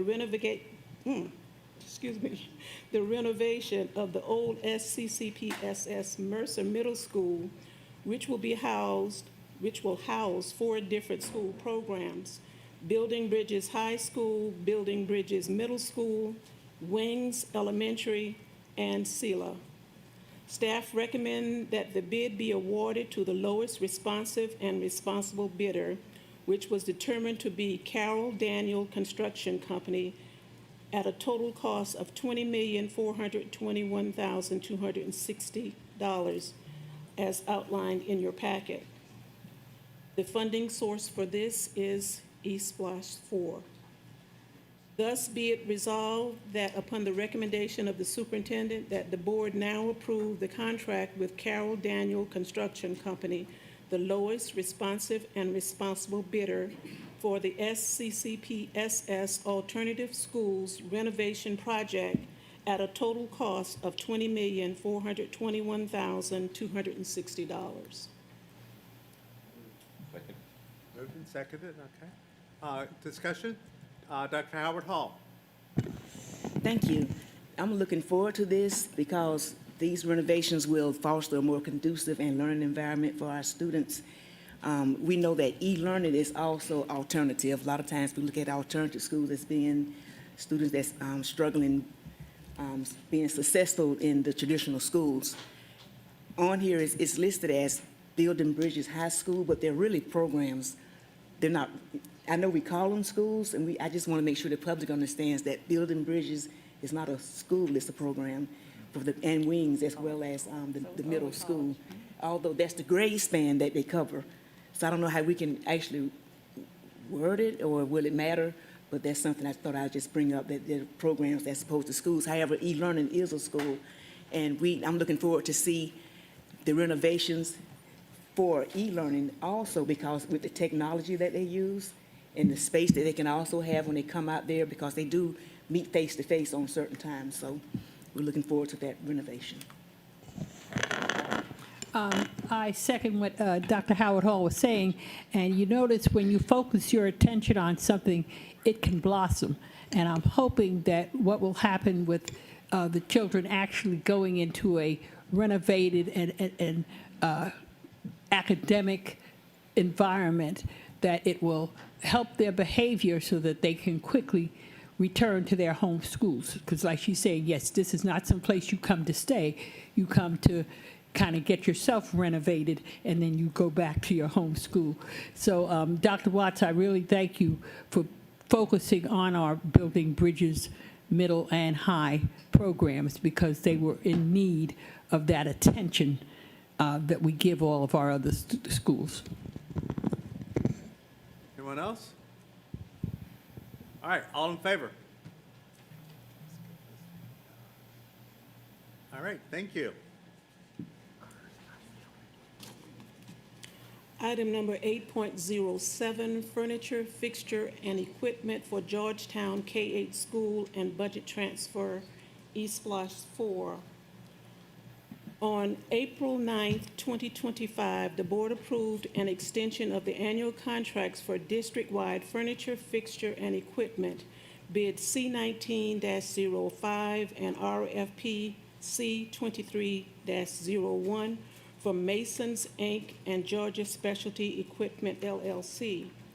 Staff requests to utilize bid C19-05 and RFP C23-01 district-wide FF&E contracts with Mason, Inc. and Georgia Specialty Equipment, LLC. Bid 24-41 custodial equipment and various statewide contracts. In support of this action, staff also requests the following budget transfer. The transfer is required to provide funds for the furniture, fixture, and equipment and custodial equipment for Georgetown K-8 school as detailed on your packet. Thus be it resolved upon the recommendation of the superintendent that the board approve the purchase of furniture, fixtures, and equipment and custodial equipment for Georgetown K-8 school FF&E using bid C19-05 and RFP C23-01 district-wide FF&E contracts, Mason, Inc. and Georgia Specialty Equipment, LLC, and bid 24-41 custodial equipment and various statewide contracts. And be it further resolved that the board approve the budget transfer from Georgetown K-8 school construction account to Georgetown K-8 school expendable non-computer equipment FF&E account for $1,516,075.92. It's been moved by Ms. Hall, seconded by Dr. Brinkman. Any?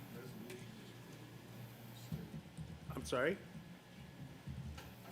Oh, sorry.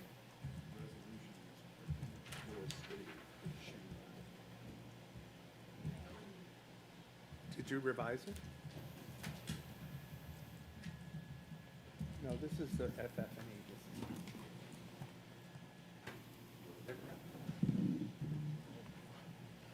No, that's.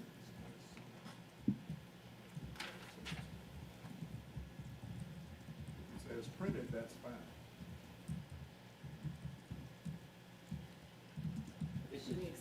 The lawyer's just saying because she didn't, I don't think she stated and be it further resolved.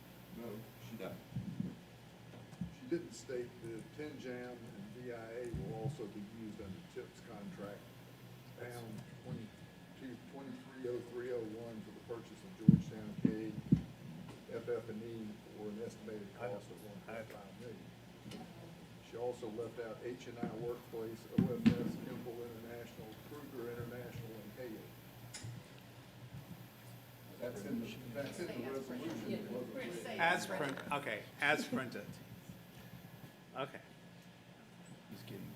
Let's think that again. You want me to As read, you want me printed. to list all of I said statewide contracts. As, let us say as printed, we're good. Who made the motion? That's the person who needs. Who makes the motion? Okay. Yeah. Just say it's printed.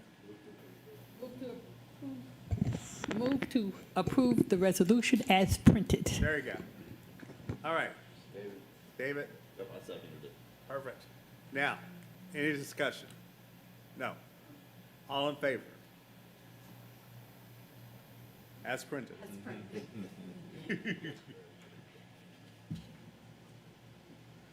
All right. Okay, item number 8.08, East Splash 4, audio enhancement budget transfer.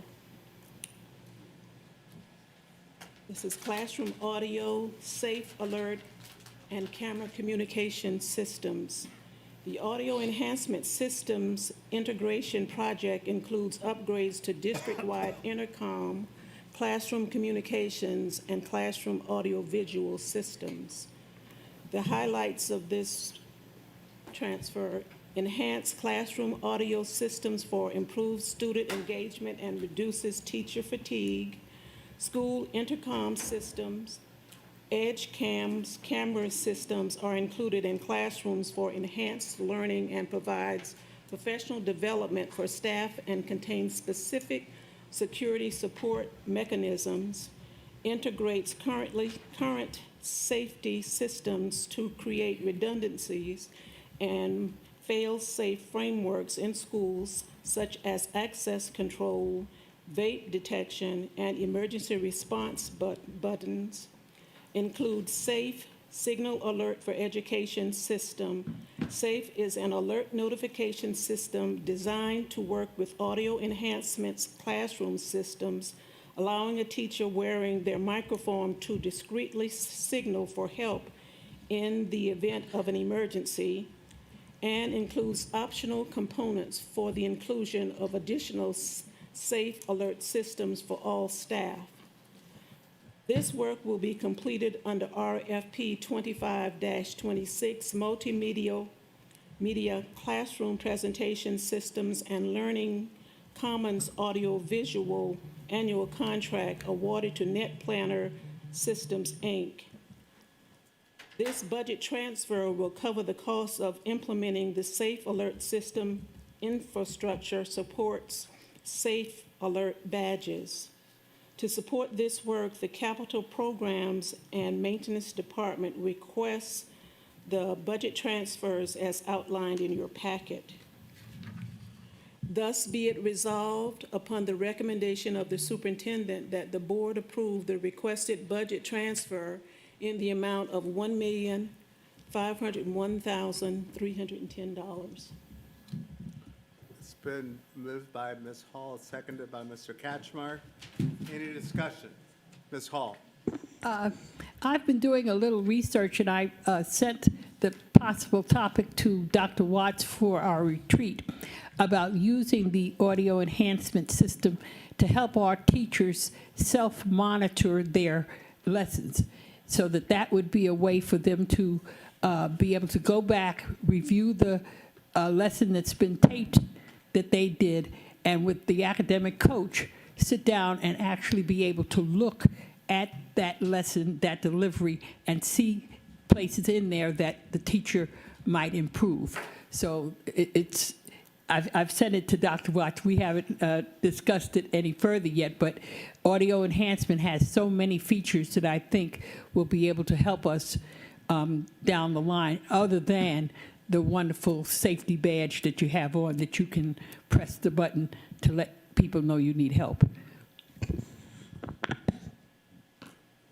Ms. Grabowski? Does this complete the deployment of these to all of our schools, or do we still have schools that we are? So we're about 75% complete with the deployment. Okay. It has to be completed by June 30th. By June 30th? Yes, ma'am. Okay, thank you. Okay. All in favor? Yes. Thank you.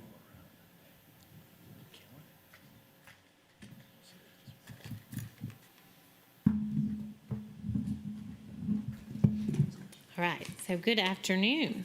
Afternoon. Mr. President, board members, Dr. Watts, today I am presenting the resolution for attendance boundary realignment for implementation beginning in school year 26-27. This recommendation follows a comprehensive operational review of attendance boundaries in the East Side Middle School corridor and the Western Chatham County to better align enrollment and facility capacity use, along with improving transportation efficiency and supporting upcoming East BLOST, or Education Special Purpose Local Option Sales Tax, facility investments. A prior recommendation was presented in the December board meeting and tabled by the board. Following that discussion, staff reassessed routing, capacity, and implementation impacts. The superintendent has withdrawn the previous recommendation and now brings forward the revised final recommendation. The recommendation includes moving students in the Bonaventure area from Hubert Middle School to Myers Middle School, transitioning Pooler Elementary School to a pre-K early learning center beginning in school year 28-29, with our Pooler Elementary students and staff swinging over to Bloomingdale Elementary School during the renovation for school years 26-27 and 27-28. Consolidating the pre-K programs currently located at New Hampstead K-8, West Chatham Elementary, and Bloomingdale Elementary at the Pooler site upon reopening in the school year 28-29 timeframe. Providing administrative placement flexibility for certain impacted neighborhoods, including the Hunt Club, Fort Argyle, and John Carter Road, assuming capacity is available at those sites and families provide transportation. Phasing Bloomingdale Elementary to a K-8 school, adding 1 year each year with school year 26-27, adding the 6th grade, 27-28, adding the 7th grade, and 28-29, adding the 8th grade. These adjustments support improved facility utilization, transportation efficiency, and feeder alignment. Thus, be it resolved upon the recommendation of the superintendent that the board approve the school boundary modifications that include Bloomingdale Elementary School, Pooler Elementary School, Pooler Early Learning Center in the future, West Chatham Elementary School, West Chatham Middle School, New Hampstead K-8, Myers Middle School, and Hubert Middle School as described in this agenda and the detailed in the associated boundary maps. These changes further the district's goals to optimize facility usage, improve transportation efficiency, and ensure equitable access to high-quality educational environments.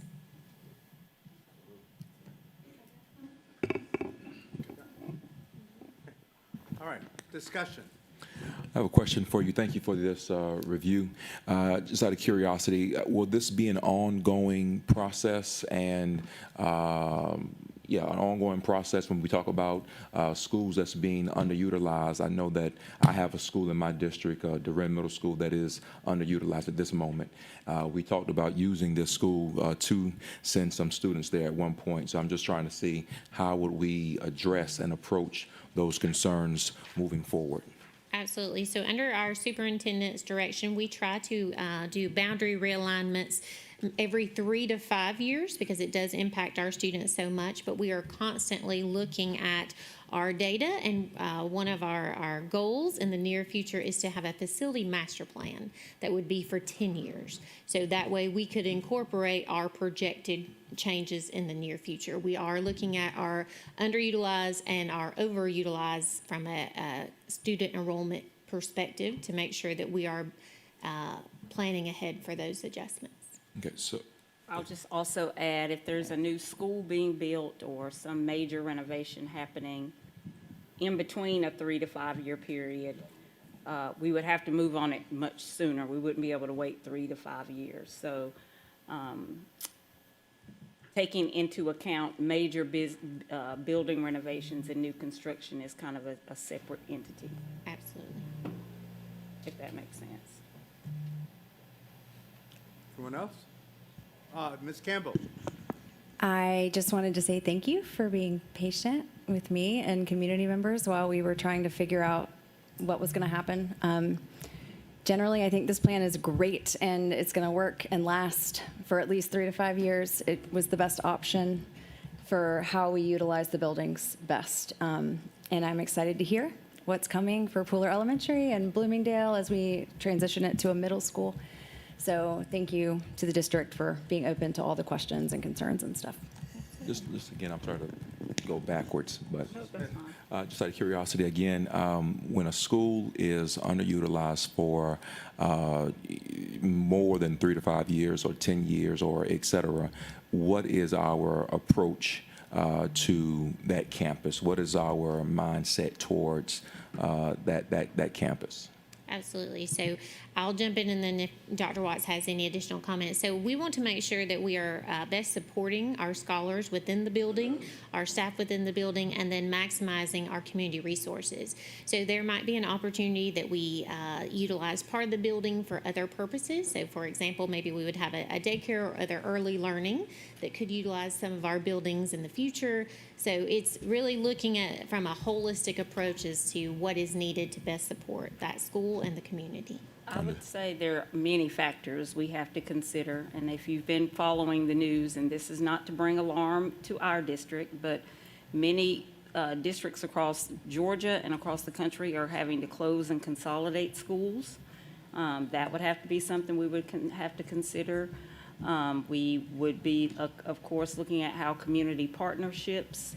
I want to also, in our next strategic plan, look at how we strategically go about recapturing students who have left the district for homeschool and charter school. If we can I know recapture is probably not the best word, but we have lost a significant number of students for a myriad of reasons, and we need to do some more investigation on why we have students leaving. But all of these factors, and we don't have it codified, so I'm not giving you a clean answer, but we have a lot of factors that we're looking into to make sure that our buildings are better utilized. Understood. I think that those are great responses. While they are great responses, they're very opposites in the extremes. So I guess one question I would like to ask is, has there been any thought put into any of the underutilized schools? And directly, I would like to ask about Durant Middle School, because again, we had their name on the list and we removed it. So I'm just trying to get clarity on what the approach is that we're thinking towards that campus. I don't want to, and you can probably tell I'm dancing around the answer because I don't have a direct answer for you today. I think we are considering all of the things that both Ms. Davidson and I mentioned. What I would like to do is have more time to think about it with my team, given all the things that are on the table that could be considered, so that we have a better way to articulate what our plan is. It would be premature for me to try to come up with something. Even though I have ideas, it's not going to be as clean as you need it to be for a response right now. Gotcha. And I also don't want to raise fear in the community, or I don't, I just want to be very careful in my response. Of course. So if you would afford us the time to do that, I would appreciate it. Okay. Dr. Bringman. Yeah, and I'll piggyback on that. I think one thing, I wasn't a huge part of this, so I looked over and I was like, "Is this good?" And she's like, "Yeah." Time and time again, Dr. Watts and the district staff have brought a plan and been able to walk it back and re-engage and reimagine and try to make it the best fit. Like, redistricting is never going to be the best fit for everybody. Just isn't. But I believe that we have done a great job at trying to lessen the impact and be thoughtful about stewardship, both of our facilities and resources, and stewardship of our families, and trying to find that intersection. I believe that the district's going to continue to do that for all of our buildings that might be underutilized in areas where we have to make maybe more difficult decisions. So thank you for your intentionality. And I want to add one more thing as a part of our next strategic plan, and I know the Board Accountability Committee has had a chance to hear this, but we're using the word the district's plan. It will be our plan co-designed with the community. So I am going to try to move us back from always being the solution. We come in with a solution and then people respond to the solution. I'd like to engage people on the front end and say, here's the problem of practice. Here's all the data that we can tell you. These are all of our parameters, our boundaries, the money we have. What solutions do you have? And then us take those solutions back and try to come up with a plan that is more community-oriented. So I'm really desiring to move towards a co-design model versus what is the district's plan, because it needs to be our plan. Understood. If it appears in any way that I am against or not in agreement with the plan that has been proposed, I don't want that to be the case. My only concern is the inclusion or the exclusion of a certain school or schools. So that I want to be clear in that. So thank you. Yes. Anyone else? All right. All in favor? Yay. All right. Thank you very much.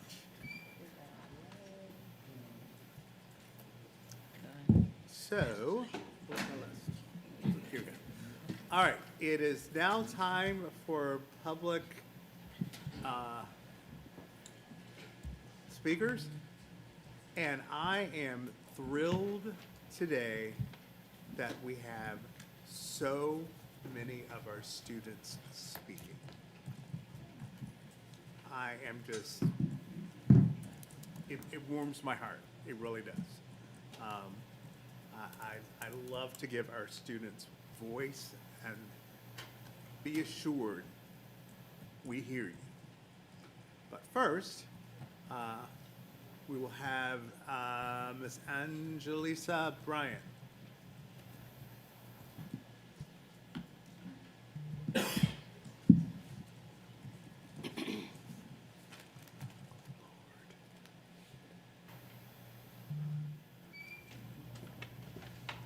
Good afternoon. Good afternoon. It's a pleasure to see all the students that is coming to speak. I come today to speak life, not only for my child, but for every family who relies on the board to ensure that laws, policies, and procedures are followed. This district operates with a budget of over $940 million to educate and to protect students. We teach our children to follow rules. Are we holding ourselves to the same standards? For the record, my FERPA amendment request was received on December the 18th. Volume went off. Sorry about that. December the 18th, 2025. Under federal law, the district had 45 days to issue a determination, yes or written denial, with due process rights. That deadline expired on February the 1st, 2025. The response was issued on February 11, 2026, after the deadline. This is not about tone. This is not about communication style. It is about procedure compliance. FERPA means something. Parents' rights, it means something. Parents have the right to have timely, lawful responses matters. If operational practices are changing how parents access statutory rights, that is not communication issues. That is oversight issues. Oversight is not opposition. Accountability is not conflict. When parents speak up, that is not disruption. It is speaking life. I am asking this board to ensure FERPA and procedures are followed as written, consistently, and without delay. When I stand for life. And I will continue to stand for my child and for every child. Thank you.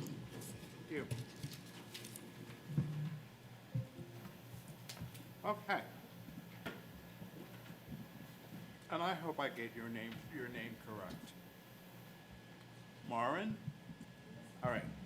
I'm not going to even attempt your last name because I will butcher it. Oh, please. I have some papers I'd like to distribute to the board if possible. Oh, sorry. What are they speaking of? Different things.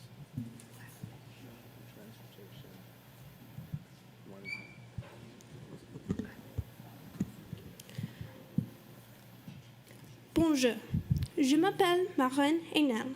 Je suis une étudiante de l'Académie d'art de Savannah. Je suis ici aujourd'hui vous parler de la programme de la langue de français à mon école. Hello, my name is Marin Hainel. I'm a student at the Savannah Arts Academy, and I'm here today to speak to you about the French program at my school. There's a quote often attributed to 9th century Holy Roman Emperor and King of the Franks, Charlemagne. It reads, "To have another language is to possess another soul." In an increasingly globalized world, the power of connection fueled by language is a growing one. French, in particular, is the 5th most spoken language in the world, and is a language of diplomacy through its roles as the official language of the International Olympic Committee. It's used in more than 29 countries, and it's more than 300 million speakers worldwide. It is a language of arts and culture, the very subjects that the Savannah Arts Academy prides ourselves in emphasizing. It is the language of ballet, of composers like Bizet and Debussy, of revolutionary 20th century New Wave cinema, and of painters like Monet and Degas. Additionally, the mere act of learning a language offers students the opportunity to reap immense benefits. Multilingualism has been shown to increase brain plasticity over the course of one's life, and studies have shown that language learners perform better creatively and across a host of academic subjects. But the benefits of language learning are well documented. What I wish to impart on you today is the importance of our French program at Savannah Arts, and why it is imperative that the program is not allowed to shutter. The Savannah Arts program has seen incredible success in recent years, bridging students from school to the Francophone world, but now finds itself in a unique position. Our most recent teacher left at the end of last semester to pursue his PhD, a commendable endeavor we wish him enormous success in. The logical next step for the department would appear to merely involve finding a teacher with the suitable credentials to fill his place. Instead, the department finds itself on the chopping block. The current course offerings, as communicated by SAA administrators, propose only a single block of French 2, for the freshmen currently enrolled in French 1. This marks the end of French 3, AP French, and the enrollment of any new students in the department, effectively shuttering it for good. Not only would this leave Savannah Arts with just one foreign language, a strange position for a school that advertises its consistently high state ranking, after the Italian program met a similar fate. It also strands those students already enrolled in the department, including myself, with no opportunity to advance beyond the basic 2-year language requirement at SAA or to the AP level, something top universities often look for in applicants. Additionally, the cancellation of the Savannah Arts French department would mean the end of a considerable international diplomatic effort. The port cities of Savannah and Dunkirk, France, have shared a long economic and diplomatic relationship, exemplified through the language and cultural exchange program participated in by students studying French at Savannah Arts, and partner schools Lycée Auguste Anglais and Collège Gaspard Malot in France. Students between the schools have exchanged handwritten letters in a mixture of French and English for almost 3 years, with expansions to the program focused on international diplomacy already planned for coming years. Included with the papers already distributed to you is a copy of a letter written by Madame Christine Verheyen and her students at Lycée Auguste Anglais in support of our plea for the continuation of our program that I urge you to read in its entirety. All right. I'm sorry. Go ahead. Thank you. Yeah. Additionally, Monsieur Guillaume Capel, the English teachers and principal of Collège Gaspard Malot, have also sent a letter of their support. The SAA French department is valuable. What has been communicated by SAA administrators is that the French department has a funding and support problem. I stand here today to offer a solution to the support portion. Among the papers I've distributed is a petition signed by 70 Savannah Arts students, a growing number as our petition continues to receive signatures, many of whom have indicated their intentions to continue with the French program if offered the opportunity. Their comments are also included in the papers. I stand here with the support of SA parents and alumni, the French Honorary Consul in Savannah, Madame Valérie Gonzal, and Madame Verheyen, and the Collège Gaspard Malot, and the School Lycée Auguste Anglier in Dunkirk. I ask now that anyone at the meeting in support of the French program stand with me at this time. Madam Superintendent, board members, we are here. The support is here. We ask now that you consider our plea and work with SAA administrators to find the funding. The Savannah Arts Academy French Department is worth it. Thank you. Okay. Merci. Merci. Yeah. Okay, so, guys, technically, you have 3 minutes. No worries, no worries. You were fantastic. You were absolutely fantastic. Or fantastique. Harmon.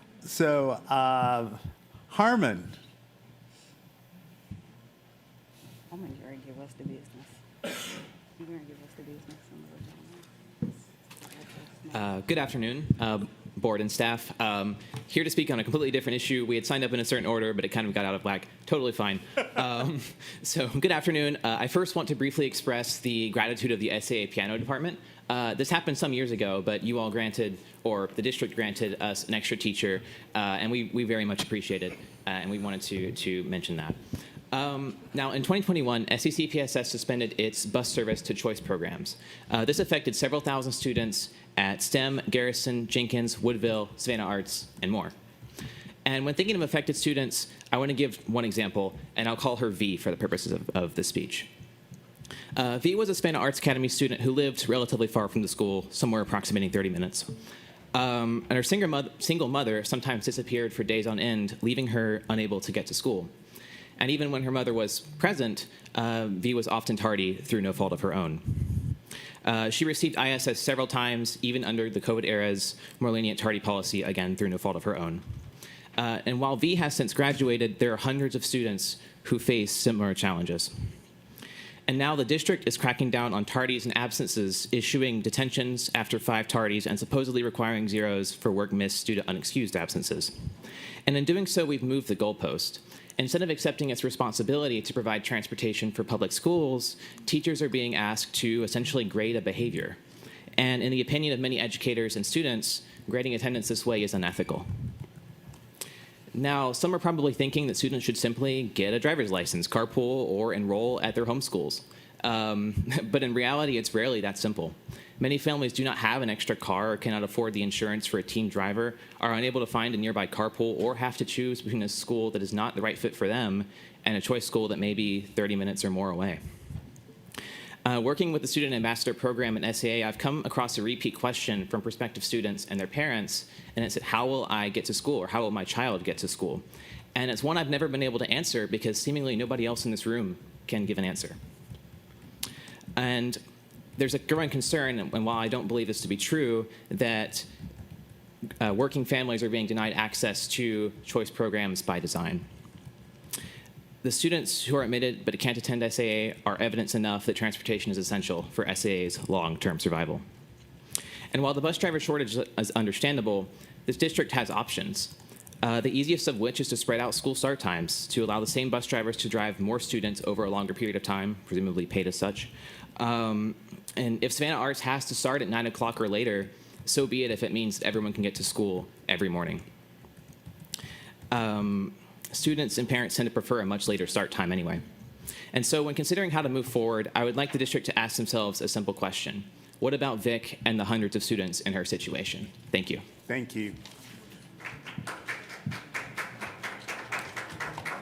right. Okay.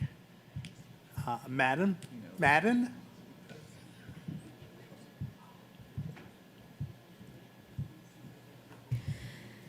Hello to council members and all in attendance. I'm here today on behalf of the Savannah Arts Student Council speaking on the issue of the district's new restroom policy.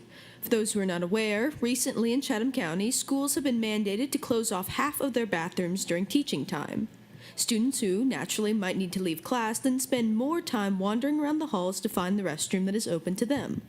For all the district policy changes dedicated to keeping students in classes, a policy that causes them to leave for longer periods of time feels somewhat counterintuitive.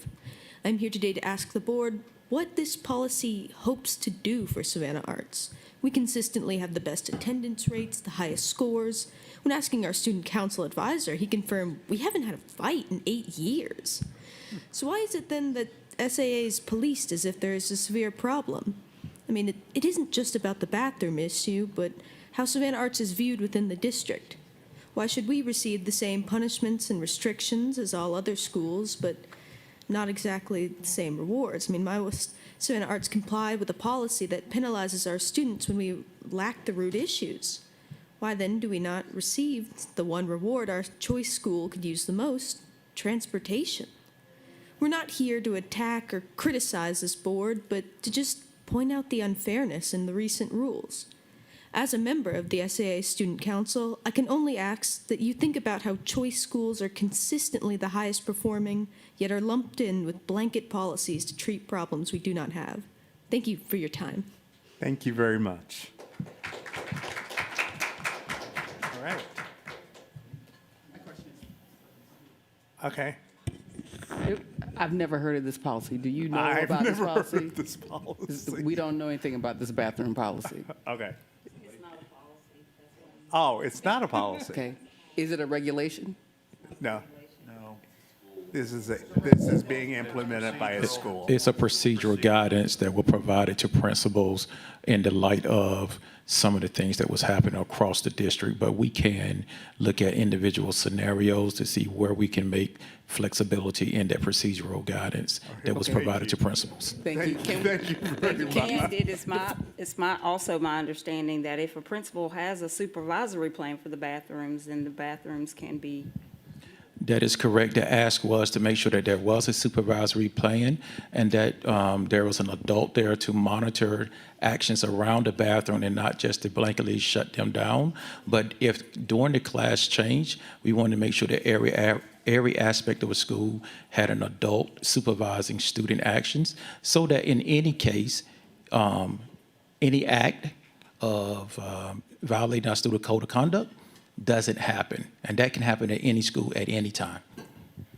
Just for our procedural awareness, can we be sent that guidance? I mean, I trust you to handle it, but can you send it to us so that we know what it is? Yes, ma'am. Thank you. Thank you. All right, Aiden Lee. I'll just add one more comment on that because I did do an extensive amount of inquiry around that at the beginning of the year. Many of our principals are asking for consistency across schools. They don't want situations where they are having to uphold different standards than another school because parents compare and community members compare and children compare. So, and I also think you will see that as we reveal more of the feedback that we're getting around the strategic plan, that they're overwhelmingly what we're seeing as a consistent theme, and I'm giving early information, is the desire for consistency. To say we are not a system of schools, we are a school system. And so we are trying to respond to that while also honoring that schools are different. But there is a belief, and I will be the main believer to say, we are a school system, not a system of schools. And there has to be some baseline experience that every child can expect regardless of the school that they attend. Now, how we balance that, that is the art that we'll have to figure out. But this is not just, the people, myself or Dr. Barnes' calling for that consistency. It's coming from principals and it's coming from parents and teachers as well. Mr. Lee. Yeah, thank you. Good afternoon. My name is Aiden Lee. I'm a senior at Savannah-Chatham Academy. And I guess I'm kind of talking about the same thread of what Madam was talking about and what you were talking about just now. But first, I just want to thank everyone for staying this late, listening to us speak. I know it's been a long day, I'm sure, and we're all grateful that we're able to speak today. We're all here this afternoon because we really care about Savannah Arts. We're a big part of the community. We really care about the community, and we want everyone to succeed, whether it's students, administrators, or teachers. And we've recognized that there's often a structural challenge when teachers, students, and administrators are trying to better our school, and that sometimes there are policies that are written for the whole district that can have unintended consequences. Just this morning, I was talking to a math teacher, and he was recounting his difficulty in justifying the fact that he would have to double his tests and assignments because of a blanket grading policy that was assigned to the whole district. And sometimes, I mean, these conversations can feel common-fold, where the district is some like scary entity that's out to get us, even if the source is a well-meaning policy that probably has a net positive impact overall. And there have been some examples of this afternoon, and while they might seem like separate concerns, I think they share a common root, that different schools are different and sometimes would benefit from a system that can recognize those differences, even if the universal overarching policies are towards one big vision.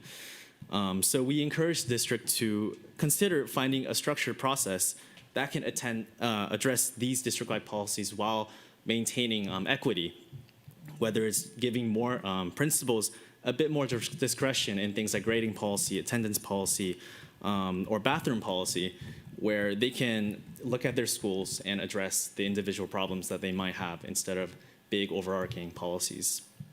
And we respect the decisions that the district makes, and we try to follow them, but when there's a bit of misunderstandings or conflicts that arise from them, there is often like a sense of like lack of communication, and we're just here to kind of express that perspective, that point of view today. So thank you for your time and for considering our voices today. Thank you very much. Thank you.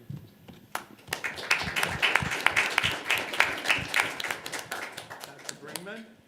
Please stay so we can talk to you afterwards. Yes, a lot of times please. speakers come and then they say their 3 minutes and then they're gone before we can get from behind the horseshoe. So if you're willing to chat with us, please stick around. At least I will chat with you. Yes. Don't want to behold everybody else. All right. Anyone have any business to bring before the board? Say no. Thank you. It's been moved. Thank you. Oh, thank you. All right. All in favor? Say aye. We're adjourned. All right.